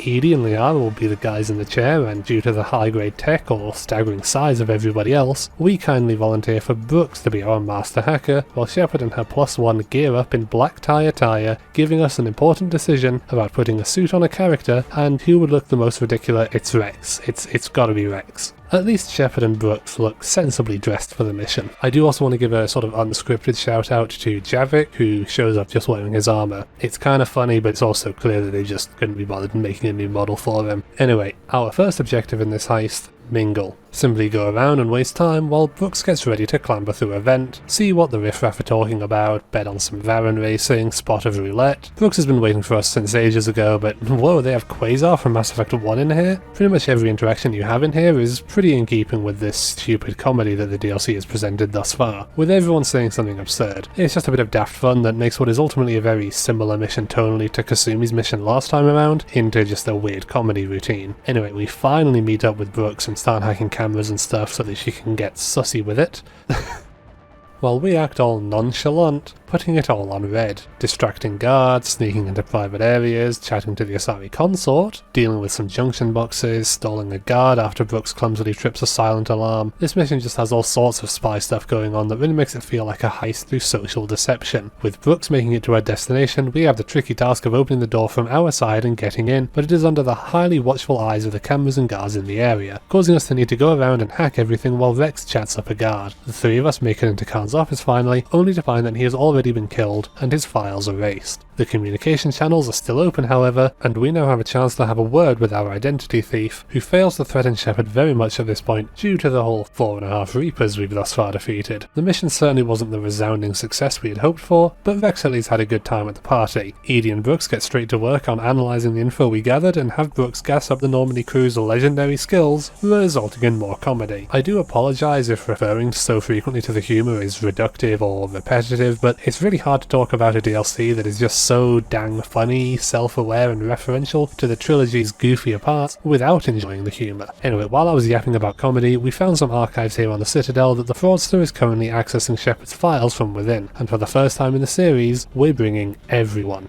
Legendary sharpshooter and former vigilante Gareth Vicarian, daughter of matriarchs Benezia and Atheta, and current shadow broker Liara Tassoni, humanity's second Spectre and guy whose name I spelled wrong one time, Kaidan Alenko. Quarian admiral and prospective landowner on Rannoch, tallies over vast Normandy, clan leader of the mighty Urdnot and curer of the Genophage Urdnot Rex, the avatar of vengeance and last living Prothean, Javik, the unshackled AI and Normandy itself, Edie, plus James, Brooks, and for some reason Cortez are also here. James's pizza delivery guy is not invited, however. Since Rex and Javik were the first ones to cough, indicating their desire to join us, we have them take point with us while everyone else mounts up an offensive on the walkways up above. This mission may raise the question as to why exactly we've only been taking 2 people with us instead of doing this every single time, but man, that restriction is paying off big time with just how simply cool this is. With the conclusion of the first firefight, we find Brooks getting taken hostage by a familiar sounding silhouette as the Normandy crew drop their weapons and our villain reveals themselves to be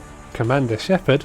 So, turns out there may have been a slightly important bit of information that had maybe slipped Miranda and or the Illusive man's minds when it came to the whole Project Lazarus thing. The main point of the project was to get Commander Shepard back, alive and at full strength, while a separate version of Shepard was cobbled together to use as spare parts in case the real Shepard's resurrection was flawed, with her being tossed aside by Cerberus and left in a coma until a few months ago while Shepard was still locked up. As she doesn't have the real Shepard's memories, no wear and tear or failures to reflect on, she figures that hey, maybe it's her time to shine, to go it alone and take all the glory of fighting the Reapers and Cerberus all for herself without any of our friends' help. She even takes the time to insult Javik personally before hijacking the Normandy's command codes and getting Samantha to prepare for an emergency takeoff with her, while she aims to have us killed down here. Basically, her plan is to just become a renegade Shepard, but Gareth seems to think that plan stinks and creates a big enough distraction for us to get to work taking out the mercenaries, who seem justifiably concerned at the fact that we have a Krogan, Prothean, and Archangel working with us. The catwalk gangs split off and push up to take out as many mercenaries as possible, while we all begin our descent down into the archives to pursue Shepard's clone and figure what exactly she is looking for down here. Glyph gets to work on tracking her location, and goodness, this room looks so cool. It's like Monsters Inc. down here, and when you get a scene as exciting as the one I'm about to play out in full,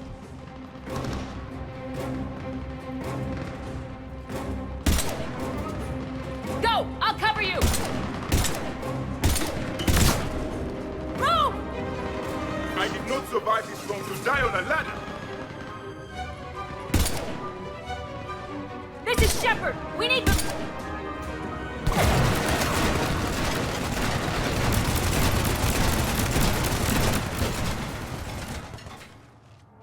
That's why I love hanging out with you guys.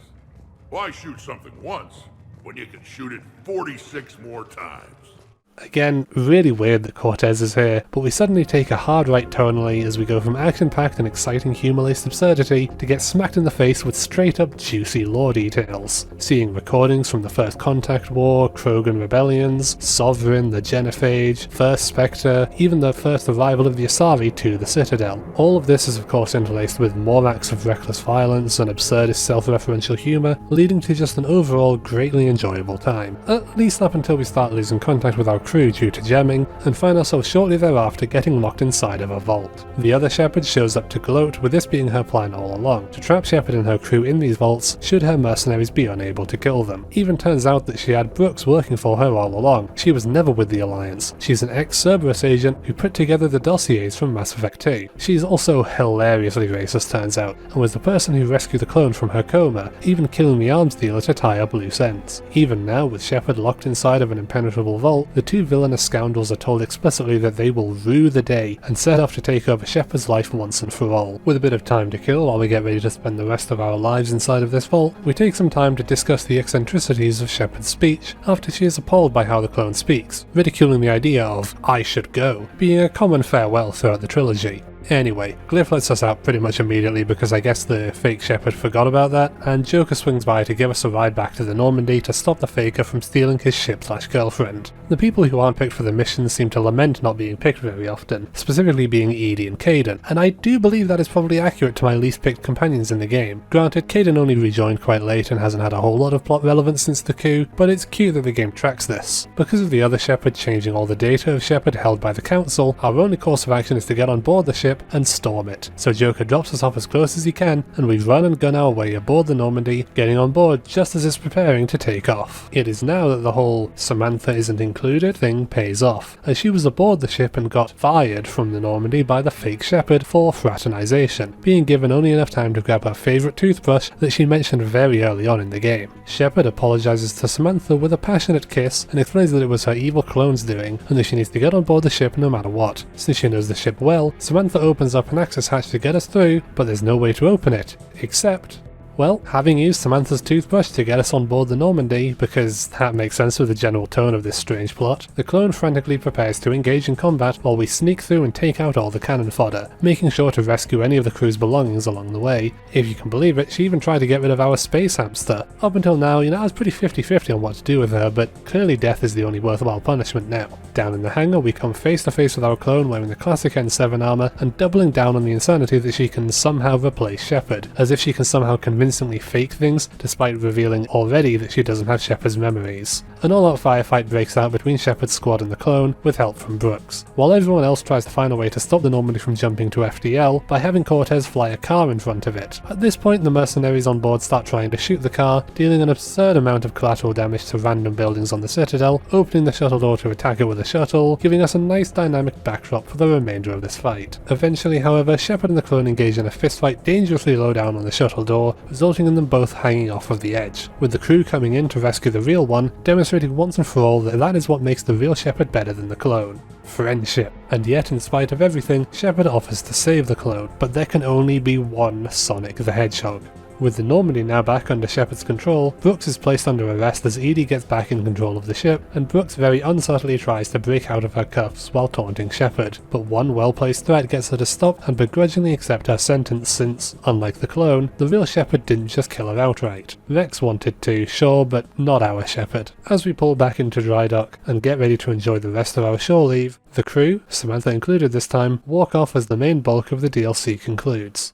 But we're not quite done here, as Joker suggests throwing a party. One last shebang before the big conclusion to the war, with himself and Glyph even taking the liberty of inviting a bunch of people to this party already. In the meantime, while we get ready for this shindig, we are given just a bunch of money to spend, alongside invites to various hangs with the Normandy's crew, past and present. And that is precisely what we'll spend the next chapter talking about, mostly because this one has already gone on quite long, and so that I can summarise briefly my thoughts on the story part of this DLC without talking about all the party stuff, which is probably actually the reason that this DLC is so beloved by myself and so many others. Because the clone stuff, I mean, it's absurd, silly. Brooks as a character, it's cartoonish. The general tone and story of the DLC is nonsense, but I love it. It's really just fun and doesn't take itself seriously. I actually have no idea what the general consensus is on this outlandish plot, but I think anyone willing to accept the idea that, yeah, sure, why not, Shepard has an evil clone, will get a real kick out of this plot, because it's just fun and filled with cool moments to fill its runtime. It's great, but as I said, the real meat of this DLC comes in hanging out with your friends. So let's see exactly why I revere that aspect so much.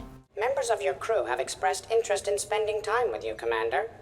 After buying all of the various furnishings for the apartment to decorate it to our whims, we get ready to visit everyone on our long list of invitations, which does include getting something for every single squad mate we have had throughout the entire trilogy, barring the dead ones. Although actually not barring Thane, who technically gets the best scenes of all. So with like 20 different people vying for Shepard's attention, where do we start? Well, for some reason I start with Saeed Masani, struggling to win at an arcade grabber machine that he started playing hoping to win a prize for a crying child that he's now hopelessly addicted to, followed by Samantha accidentally putting off a date by entering a space chess tournament and winning, Javik signing up for a starring role in action flick Blasto 7 Blasto Goes to War, thinking it was an inspiring war movie and finding out that it's just a terrible film, for some reason made with highly outdated filmmaking techniques even by today's standards, playing wingman for Garrus with the series' second and final Turian lady outside of the multiplayer, ladies' night with Tali watching her favourite childhood rom-com, reminiscing on their time together with Miranda, buying gifts with Edie that includes a unique ring made from each council species' homeworld, James showing off his hot new N7 tattoo that feels a bit too permanent compared to Shepard's hoodie, Liara playing the piano to remind herself of the importance of friendship, Cortez flying a shuttle with full G-force and inertia to get a bit of a thrill and getting in the hot tub with Samantha, where the load-bearing wall fortunately keeps things PG-13 tops. Caden cooks us the Canadian delicacy of steak and bacon, and fortunately doesn't kill Shepard in the process. Grunt got arrested for going on an absurdly reckless but incredibly enjoyable sounding birthday bash gone awry with his friends that included mild and major vandalism and destruction of police property. Don't worry, Shepard bailed him out, and oh, Jacob's in this.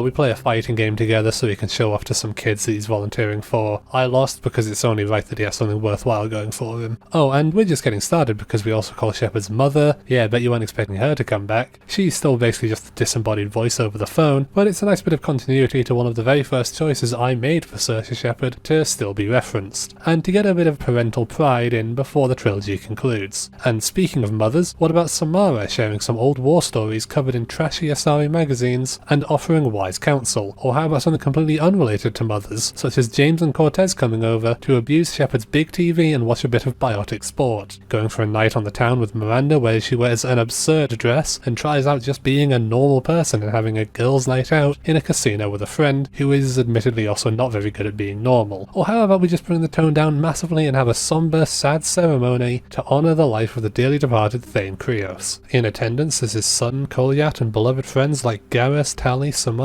Edie, Joker, Bailey, and even the Salarian Councillor himself, coming together to share their memories of Thane in one of the most emotional scenes in the series. He was an assassin, he was a hero, and above all he was a friend, father, and companion, and he is one of my all-time favourite characters in fiction. His death was inevitable, but his death scene and this scene, they make me feel things, and with Kolyat's speech showing just how well thought out his character was. Someone with a very clear mind, who did so much for the series in a pretty short time. Before he goes, Kolyat puts forth a case to get the Salarians to fund research for Keppel syndrome, and he gives Shepard the messages that Thane had tried to send her while she was locked up.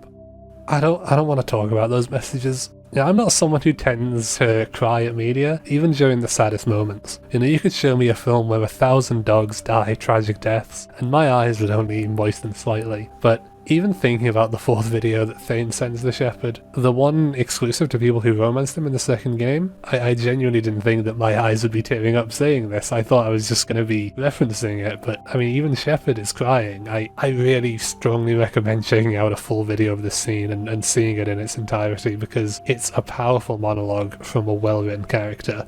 I even paused the game after this scene played. It got to me that much. Man, let's have a considerably tonally lighter scene, which would be hanging out with Jack, featuring a virtual reality arena here on the Citadel where we get to just kick back and shoot some fake Cerberus troopers for a bit. Some may argue it's not the healthiest form of therapy there is, but it is the most Jack form of therapy there is. Also, yeah, there is a arena on the Citadel, and I did go and I got all the awards from it, as shown on screen now. It's really fun, but I can't say much else without just reiterating stuff from the gameplay segment. You know, I recommend it, has good rewards, pads out the game time a bit more. What's not to like? Jack also swings by the apartment with a pet biotic variant she's adopted named Izo. We meet with Joker at a bar telling a slightly exaggerated version of events from the Citadel coup, where he alleges to have piloted a Cerberus mech and secretly saved the day to try and get us some free drinks, which we of course vouch for. And while we're getting drinks with people, how about dear old Rex going out to get a break from his paternal duties? Now that the female Krogan are fertile, he has been hard at work trying to populate the species.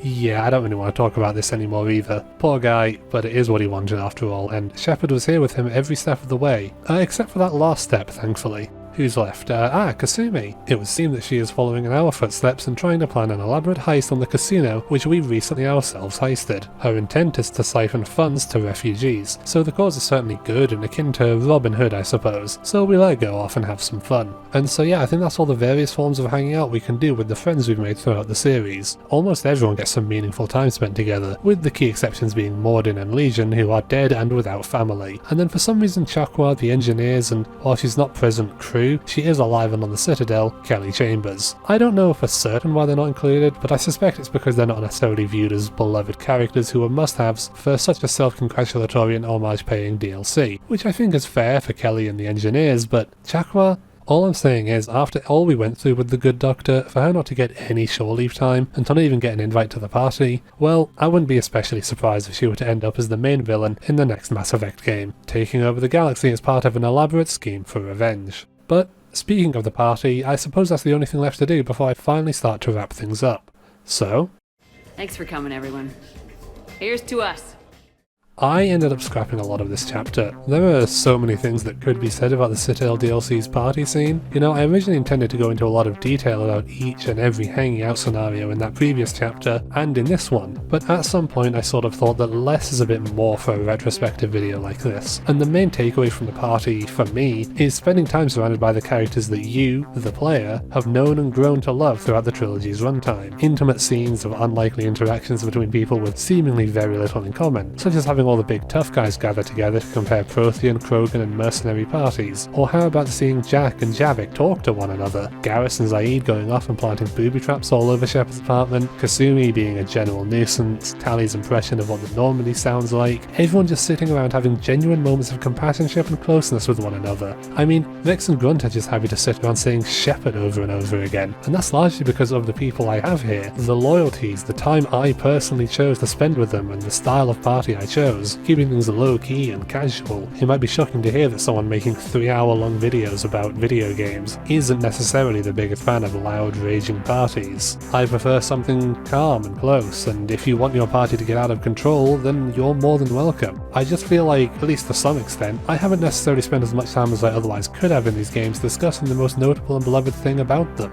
The choices, the people you romance, the people you killed, the people you didn't hire. Maybe you were a bit of a renegade or somewhere in between. To discuss the party is to discuss the conclusion of my time spent with the characters, to discuss what I got out of the trilogy and why I enjoyed it, and there's just so many interactions. 2 different versions of the party with alternative choices to spice things up, and hundreds of combinations of guests and so many voice lines recorded by each beloved voice actor. The only way to really understand the appeal of the party is to have played the trilogy and get to the party, because it is a fantastic conclusion to all of these characters, to all of your choices, and by doing it just before the game ends like this, firstly means that Miranda gets to show up as she otherwise wouldn't if the Sanctuary mission isn't finished, but it also means you get one last hurrah with everyone before it ends. The actual main story of the DLC is whatever. Your mileage may vary on how willing you are to believe that Shepard somehow has a long-lost clone, but the interactions with the characters you've grown to know and love, that's the purpose of this DLC. And if anything, it just reinforces my favourite part of Mass Effect 3,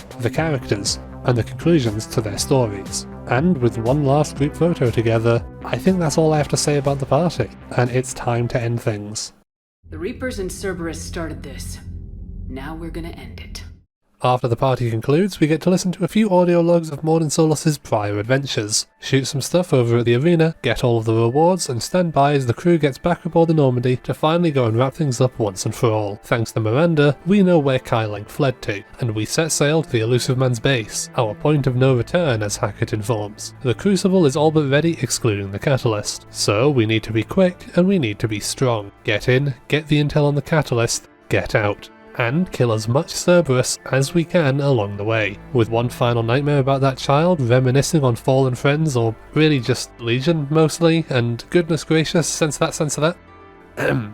With one last intimate moment, it's wartime. We arrive at the Cerberus base, guns ablaze, and venture deep into the belly of the beast. By this point I hope we can agree that me saying, "and then we shoot more Cerberus troopers," is redundant information, so I'll keep things a bit brief as we have officially passed the point of no return, and there is no more juicy lore or major plot elements to speak of for the majority of this mission's runtime. In fact, just about the only juicy info I can really give is that we see some logs from Project Lazarus that shockingly reveal that the Illusive Man wasn't entirely trustworthy. EDI is vital in hacking Cerberus' security systems, in addition to being the VI from the moon in the first game, which is an incredible throwback to a really random side quest. Also, if Jack survived Mass Effect 2 but her loyalty wasn't completed, she will be in this mission as an enemy that Shepard needs to kill, brainwashed by Cerberus. Tragic but irrelevant for my playthrough. What isn't irrelevant is the logs concerning Kailang and his meetings with the Illusive Man, showcasing why the Illusive Man is doing what he's doing. Udina was basically just a pawn being used as a ploy to try and get rid of the Council, and his appearance on Thessia was used alongside the information from Sanctuary to attain the information that the Illusive Man believes he needs to control the Reapers. He also wanted Miranda dead, but peculiarly seems to still believe somehow that he can bring Shepard into the fold, even supposedly being the one to call Kailang off on the Citadel, despite believing the assassin could take her. Oh, and he also salvaged the human Reaper for parts and has used it to power his base. Just in case you were wondering how he got indoctrinated, it would seem that this is the likely culprit. It also sort of creepily watches us as we make our way into the Illusive Man's iconic base, to find it disappointingly empty, with him only appearing via hologram to monologue about how much of a big winner he he is, and how he's right, and that controlling the Reapers is totally a good thing. And then he has the catalyst. Edie gets the Prothean VI back up and running, who tells us that the catalyst is actually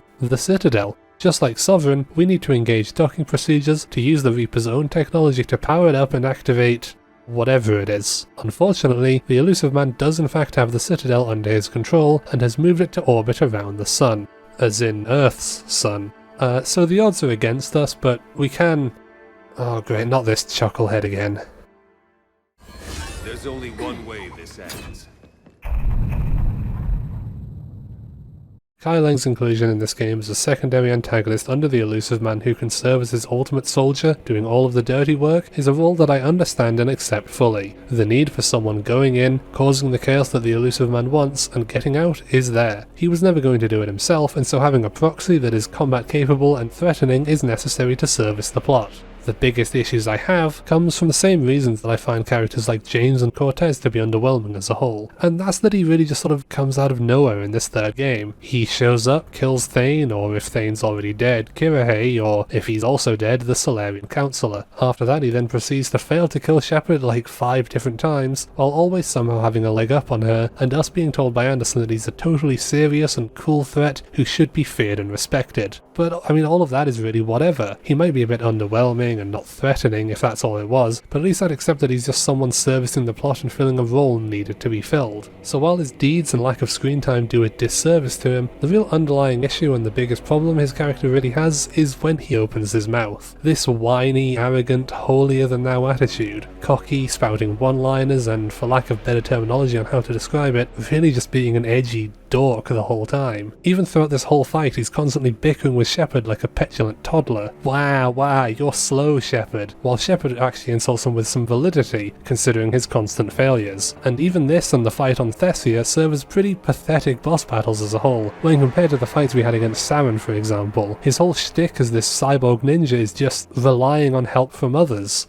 Saren at least served as a major threat on the occasions we actually went toe-to-toe with him. Kai Leng just runs off and hides for most of his battles. And it's over so quick. From the moment I gain control of Shepard to the moment his health bar is depleted, it took me a whopping 2 minutes and 12 seconds. All for him to just get up in the cutscene and waddle over to attempt to stab Shepard, himself getting stabbed instead. As Shepard says the only cool line Kai Leng will ever be associated with. That was for Thane, you son of a Friend.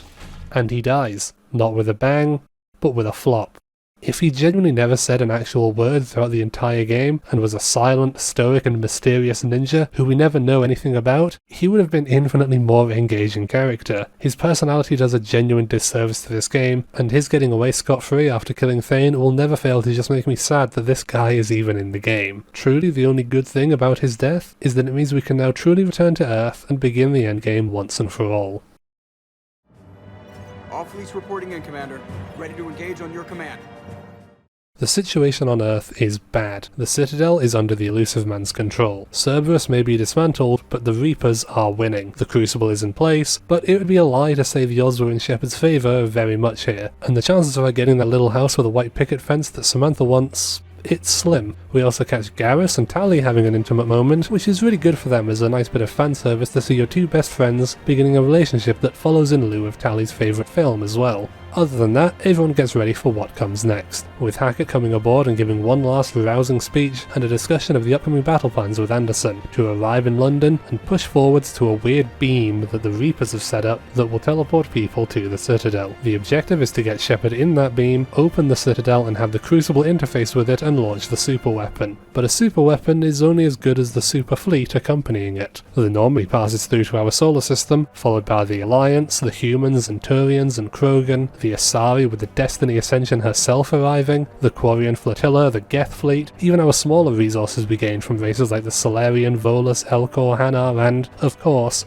Batarian, with everyone opening fire on the Reaper fleet surrounding Earth. Whatever our kill count was before, we have blown it out of the water as we watch the galaxy come together in one final, united effort to retake Earth. Words truly cannot describe just how cool this scene is, as the most satisfying possible culmination for all of the hard work that Shepard has put in. This crazy action scene that showcases the might of the galaxy to create an opening for Joker to fly us through the carnage and have Cortez deliver us to London while he rejoins the Mega Fleet. I must say, London looks practically untouched by the horrors of war. This is pretty much what it usually looks like to my recollection. Similar to that mission on Cerberus' base, I won't spend too much time talking about the fact that we obviously defeat a whole horde of Reaper ground forces on our way forwards. All the while the big gun in the background is firing big laser beam attacks to cause wanton destruction, hence the reason we're even on foot. The shuttle gets shot down, and while Cortez is fine, he won't be flying anytime soon until we shoot down the big gun, eventually getting a lift from a shuttle with Anderson aboard. It's nice to catch up with him, even if this Major Coates fellow keeps interjecting, but the fleet of shuttles full of people whose sole purpose is to just run headfirst towards the Reaper and try and enter the beam flies across the Thames and has us touching down somewhere.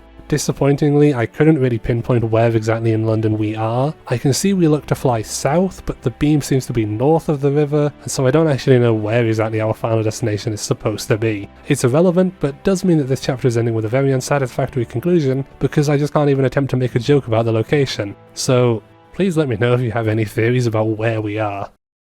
The next few hours will decide the fate of everyone in the galaxy. Arriving at a base camp where all the troops are to gather around and prepare for the final assault, we get a moment to truly say any last goodbyes to people and have one last moment of interfacing with the Alliance troops, who at this point view Shepard as an icon. James is despondent, looking at the destruction all around, but ready to take the fight to the Reapers no matter what happens, with him hoping that he'll be able to make Shepard proud one last time. Caden reminisces on the good times and the bad while keeping relatively positive considering all the things they've been through, with just how messed up his life has been in parts. Although considering this is his first time in London, I must say I am envious of his naivete. And we also find a communicator to speak to everyone else we can and squeeze in a few goodbyes just in case, but most importantly making sure everyone we speak to knows just how much the time together throughout these games has truly meant to Shepard and, by extension, the player. Miranda, Jacob, Grunt, Cortez, Zaid, rest in peace Robin Sachs, Kasumi, Jack, Samara, more or less everyone is either here on Earth or fighting somewhere in and amongst the fleets, doing what they do best, and everyone is rooting for Shepard. Garrus is coordinating the Turian ground forces and agreeing to meet Shepard in heaven if worst comes to worst. That's a big explosion. Time to gun down some Reapers on a turret and move on ahead to see Liara caring for the injured and using her Asari mind wiggly woos to share some memories with Shepard and have one last, genuine and quiet moment of serenity. Rex and the Krogan are here and ready, and Rex is genuinely honoured to be able to see a united galaxy, even sharing the news that Bakara is pregnant with little baby Morden. Javik on the other hand is a lot more contemplative and stoic, but hopeful. For perhaps the first time in his life, he genuinely believes that vengeance against the Reapers is inevitable, and that Shepard will be the embodiment of victory forevermore, for all life going forwards. That Shepard is the only one who will see this through and make the difficult choices to ensure a genuine future for the galaxy, so that he may one day be able to see what a peaceful galaxy may look like, even announcing plans to help Liara write a book on the realities of the Prothean Empire, a much better ending than topping himself over his depressive memories. To Tali, Shepard explains that her feelings of seeing Rannoch are similar if not worse to how Shepard feels seeing a planet that she was just on months ago, reduced to waste. Like then, Shepard and Tali's Oravas Normandy will be there to save the day again. Edie is analytical as always, wondering what the realistic odds are, perhaps even being genuinely afraid of what is to happen. Much like Legion, she has spent this time becoming a real person, and she is thankful for the chance to be genuinely alive for the first time, to feel real. And with one last chat to Anderson and that weird Coates fellow, the plan is set in place to get us to that beam. No retreat, no stepping back, not even any air support. To go in and get into that beam and make it to the Citadel. And with that, the squad gathers around, for Shepard to finally get the moment to be the one to make a rousing speech and rallying for war. To speak earnestly to her friends and truly exemplify the themes that Mass Effect 3 embodies throughout, to showcase what is necessary to truly be heroes. Hope and friendship. And with that, as the game presents the final squad selection screen, I can think of no truly greater duo than the newly inaugurated couple of Shepard's greatest allies, the only people to be with her throughout all three games, Garrus and Tali, to go ahead and storm that beam with the United Ground Forces and save the day. And this really is the sort of final action set piece, the one gunfight to rule them all, a continuous onslaught of incoming interlopers that goes on for a pretty long time. Again, there's not much else to say other than we kill a lot of baddies, and that it's a really cool and exciting culmination of all that preceded it, clearing out buildings, escorting tanks, working in and amongst the armed forces we have massed up to this point, while still primarily being Mass Effect gameplay that focuses primarily on Shepard's squad. It's simplistic, high octane, and a pretty adrenaline pumping way to draw towards the conclusion. It really feels like the battle that was set up to be, with all the radio chatter from the Alliance brass about their positionings, victories and losses. Eventually, we come to see a moment wherein a whole load of people open fire on a full-sized Reaper blocking the way, lobbing everything they can at it to try and get it out of the way. Although it doesn't take too kindly to this, and it once again falls to Shepard's capable hands to protect this truck carrying gigantic missiles. As a brief aside, if Morinth survived the events of Mass Effect 2, this is actually where she will be, for some reason, as a random Banshee you have to fight in London. Bit random, but at least she wasn't totally forgotten about. Oh, and the first missile is ineffective at doing anything to the Reaper, which presents a whole other issue that we now have to get it closer to us, so that this missile will be a bit more effective. And this is probably one of the toughest moments in the entire game. It's really just a whole lot of enemies, the giant Reaper lasers, and your squad really struggles to stay alive for any meaningful periods of time. And with the crucial objective right in the middle of this arena that just keeps getting more and more enemies, it's admittedly a pretty tough scenario. But once the button is pressed and the missiles fired, it is incredibly satisfying to watch everyone once again unload on the Reaper and this time take it down. Anderson's here, Harbinger's on its way here as well. So time is running low and it's now time for our beloved team of Shepard, Garrus, Tali, Anderson and Major Coates, hey man, to head towards the beam in the final push while Hackett begins moving the Crucible into position. And there he is, the big man himself finally showing up to serve as the final obstacle as Shepard and everyone else make one final mad dash. No guns, no tactics, just running straight ahead as everything explodes and there's chaos and it's just fantastic to see. Garrus ends up getting injured partway there and Shepard has him and Tali put aboard the Normandy as she does this part all on her own. After running a bit more, everyone around her dead and going unconscious after narrowly avoiding a beam from Harbinger, she limps forwards through the few remaining Reaper forces and makes it into the beam, the conduit that will transport her to the Citadel.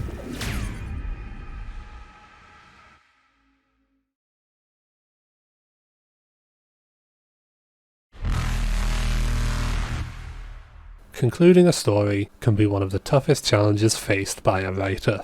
Those were the first words I said at the start of this discussion of Mass Effect 3, and over a decade later I imagine you know a thing or two about why the ending to Mass Effect 3 is controversial. But is it all that bad? Well, it's not as good as it should be, but let's see why. Shepard is aboard the Citadel in a pit full of bodies reminiscent of the Collector's base. The Crucible is on its way, and it seems that Anderson has managed to make it here as well, with the two of them looking to find one another and find their way to the controls to open the Citadel up. Anderson has had a bit of a head start and finds a control panel, but communication is lost very shortly after he mentions it. So when Shepard finds their way to it and sees him stood overlooking the Citadel below or above, I'm not really sure where we are again, but Anderson limps forward showing that he is staving off the early stages of indoctrination. Speaking of which, the Illusive man is not looking particularly well. I mean, he looks a lot worse than even Saren did in the end. Seems his theory of controlling things with Reaper tech is very valid as he manages to halt Anderson and Shepard here, giving us a nice villain monologue about how right he is, and he uses his new control powers to try and get Shepard to aim her weapon and shoot Anderson.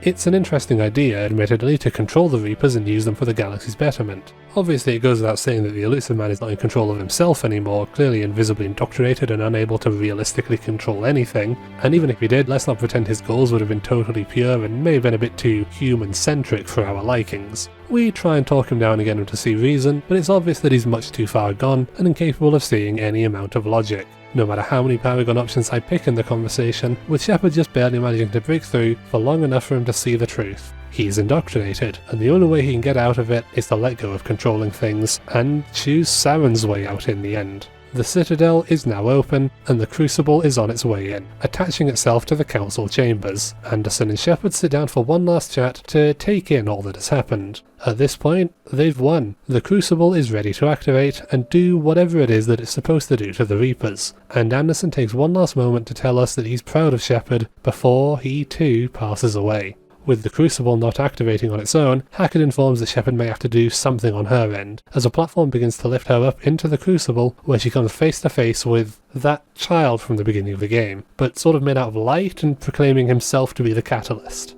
And so the, Catalyst claims to be part of the Citadel, as well as the thing that is controlling the Reapers to harvest civilizations and create more Reapers because Reapers are a better form of advanced life or something. It's an intelligence designed by the Leviathans, the one it told us about, that eventually led to the Reapers becoming a thing by creating Harbinger. We've already sort of established what their motivation is thanks to the Leviathan DLC, so while everything he says is kind of interesting, he actually only says most of it if you've played Leviathan, so that's pretty cool. The Catalyst philosophy about the Reapers as a whole is really weird, and I already said that my opinions on it are complicated. I would prefer somewhat that the game left them more ambiguous and unexplained, but I also get that would totally feel unsatisfying. Overall, I think the general theme that the Reapers are just Avengers Age of Ultron is an underwhelming reveal, and being told that we just don't have time to talk about who first made the Crucible is pretty lame as well, as it sort of leaves us with a half answer which in many ways is worse than no answers. Regardless of my opinions on the motivation for the Reapers, what it ultimately comes down to is that the Crucible has in some way interfered with the programming of the Catalyst and given it new options for how it can proceed, but that Shepard will have to be the one to make the call on what it will do regarding the Reapers. Option 1, destroy the Reapers, just as Anderson and most people in the galaxy would want, with the caveat that all synthetic life and technology reliant on artificial intelligence will be completely eradicated. The Geth, Edie, and even Shepard herself is likely too much of a cyborg to survive. Option 2,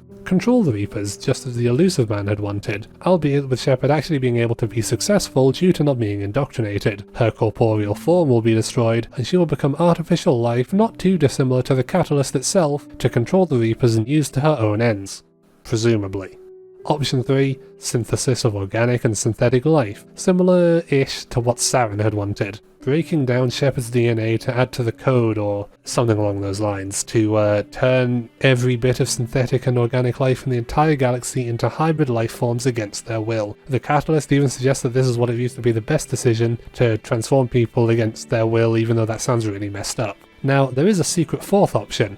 Shoot the child, and he's all like, lol, lamau, and just straight up kill Shepard and everything is in vain because none of the resources and fleets and scientists that we spent 3 games gathering matter because somehow they always lose against the Reapers. No, we have to choose one of the 3 magical colourful beams right here, right now, to get a quote-unquote real ending. And this is the biggest fumble in the entire franchise. Not necessarily the requirement that we must, no matter what, select one of 3 endings forced upon us. That is certainly an underwhelming conclusion to a trilogy all about forming decisions, but because of how arbitrarily forced it is on us. I had thousands upon thousands of war score collected, I cured the Genophage, saved the Quarians and the Geth, united an entire galaxy together to take down the invincible threat of the Reapers, but because of unspecified reasons, this will never be enough to win. You have to use the MacGuffin, the Crucible, to make one of these decisions, and even then, none of those decisions provide me with any feeling of this being a satisfying conclusion. Synthesis sounds great on paper, but it's so vaguely defined, confusing to envision, and it sounds like it caused so many other unforeseeable problems from people being forcibly changed into something the Reapers wanted them to be. It makes it hard to view it as a good thing, especially when the creepy Catalyst child refers to it as this utopian, peaceful and harmonious existence where everyone holds hands and sings Kumbaya. Control isn't much better, since sure, my Shepard was the perfect paragon and would likely never use the Reapers to do any tangible or realistic harm to anyone, but we're still just trusting the Catalyst that Shepard is somehow going to be able to control them, as if it's all trustworthy, as well as the fact that every interaction with the Illusive Man has clearly and effectively communicated the fact that this is probably a bad idea. Absolute power corrupts absolutely, and to give someone, even the most honest and kind person, the power to destroy the galaxy if they desire just seems messy. Which then leaves the destroy option, and this was the one thing that Shepard, Anderson, Hackett, every single good guy really has wanted to do from the very beginning. Press the big red button that destroys the Reapers for good and saves the galaxy. Hooray! Except that for some poorly defined reason it doesn't differentiate between synthetic life and renders the entire storylines of Legion and Edie, the personification and individuality of synthetic life becoming real life, are tossed to the wayside in favour of having some arbitrary gotcha moment to make you reconsider picking this choice. And so I say again, I am at this point forced into making one of 3 realistic decisions to finish the trilogy. Destroy, control, synthesis, and I just don't think any of the 3 really serves as a thoroughly satisfying conclusion to the journey that has been undergone. Because all of that time gathering resources for the war effort effectively boils down to just that one cutscene where all the ships showed up.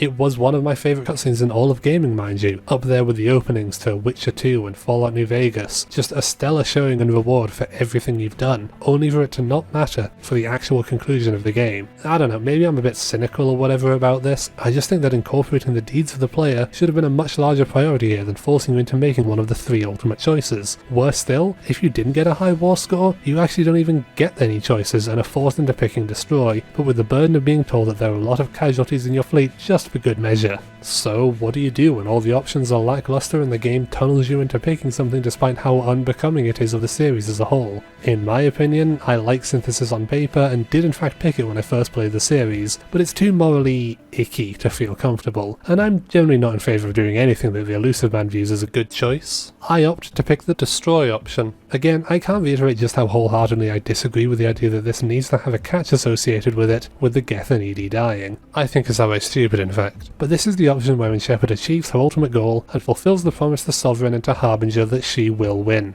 As she does so, Joker and the Normandy are emotional at the presumed loss of Shepard, and the fleet pull back and leave our solar system as the big red wave of blow-up synthetic life spreads across the Milky Way. Soldiers on the front lines watching as the Reapers suddenly seize up and topple over, husks are disintegrated like they just got Thanos snapped, and even the Mass Effect relays get destroyed as electronics as a whole malfunction and are dismantled. Earth, Thessia, Tuchanka, the whole galaxy watching on as the Reapers are destroyed in one fell swoop. Music ramping up, getting all exciting as we watch the Normandy blast off at the edge of the Red Death Ball, and hard cutting to a dense jungle where, nestled in the trees in the wreck of our beloved ship, emerges Joker, followed shortly thereafter by Samantha and for some reason Javik to showcase that Shepard's friends made it out alive. In the end. Except Edie I guess, but let's choose to willingly ignore that detail. And with that, we get a voiceover from Admiral Hackett explaining what happens in the galaxy in the coming years following the end of the war with the Reapers, seeing clips of our friends and comrades living their lives and actually, you know, respecting the decisions we made along the way, seeing the rebuilding of Tuchanka and Rannoch, reclaiming the Citadel and taking a moment to mourn the losses along the way, including Anderson getting his name added to the memorial wall aboard the Normandy, as Samantha stands with Shepard's name ready to add. We can even see here that Edie isn't among the rest of the crew, which, yeah, that's satisfying, thanks guys. But whatever, ultimately Samantha decides not to put Shepard's name on the wall as the Normandy flies off to new horizons, and we see Shepard's body in the ruins of the Citadel draw a breath once again. Oh, by the way, did I forget to mention that the whole thing of Hackett giving a somewhat satisfying concluding monologue about the future of the galaxy, and these scenes of rebuilding a normal way of life, are entirely exclusive to a post-launch free DLC from the original game? None of this was included in the original ending whatsoever, which is, I mean, that's just great, isn't it? Look, I'm not out here calling games legendary all willy-nilly. I truly and deeply believe that Mass Effect 3 is a great game like its predecessors, but man, this ending just bums me out. It's such a deeply unsatisfactory conclusion to the trilogy that just doesn't work for me at all. And it's hard. I don't want to be out here being all cynical about games and about writing. The whole point of making these videos is an outlet for me to talk about games I love and say why I love them so that other people can discover what it is about them that makes them work, to give a comprehensive and thorough overview of the good things that video games as a medium have to offer, that truly make them an art form worth celebrating and worth enjoying. Mass Effect is legendary, Mass Effect 2 is legendary, and Mass Effect 3 is legendary. Or like 95% of Mass Effect 3 is legendary. And therein lies the problem for me. Concluding a story can be one of the toughest challenges faced by a writer, and in this particular instance, I don't think the challenge was overcome in a way that serves the accompanying story, leaving a bitter taste in the mouths of players across the globe. And it's a shame, because I love so much about what Mass Effect 3 does. When revisiting these games to capture footage for these videos, it was, in fact, the one I ended up enjoying playing the most. It's a really genuinely enjoyable game, with good gameplay and a lot of satisfying endings and conclusions to the storyline set up by the first 2 games. So much of it works, and ticks the right boxes. But people remember how something ended, and this did not end amazingly. And every life is a special story of its own. And so, Mass Effect 3's ending has become, in and of itself, legendary.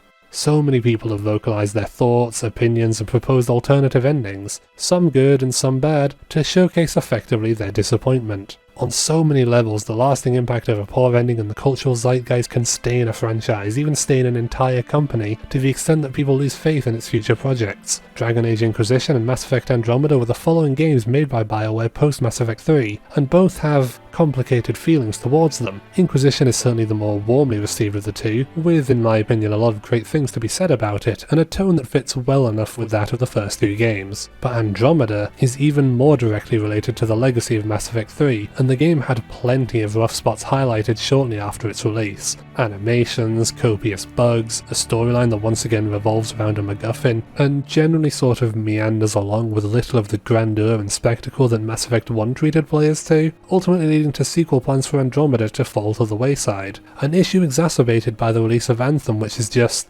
ooh, that's just this whole other thing that isn't even worth delving into, but needless to say that between then and the release of this video, that's it. That is Bioware, with Dragon Age the Veilguard set to release later this year, and to many possibly serving as the knife's edge on whether or not the company will be able to continue making games and telling stories going forwards. No doubt a lot of this will be due to corporate interference, a largely different team of developers and writers to the older content, and a myriad of other circumstances we as consumers are not privy to. But for many, so many of these issues of modern Bioware trace back to the disappointment felt upon concluding Mass Effect 3. A taste in the back of the throat that just won't leave players' mouths. To reiterate, I do still believe the game to be legendary, as I do with Inquisition and maybe Andromeda. I'd have to replay it to form a more concrete opinion on it at this point, but to many this was it. And they're not entirely unjustified in feeling this way. The ending really does fumble the bag, it doesn't provide the satisfying conclusion that these games deserve, and it goes out with a whimper rather than a bang. Ironically, considering the ending is literally just blowing everything up. While it is of course hard to compare due to the much smaller scope of its storytelling, it is a part of the reason I am eager to talk about the ending to Halo 3 at some point, to showcase a conclusion to a science fiction trilogy that is much more widely beloved than this. Not to be like, see, this is how it's done, but to just feel better. Because the worst part about Mass Effect 3's ending, to me, is that after all the effort I went through, it just sort of ends.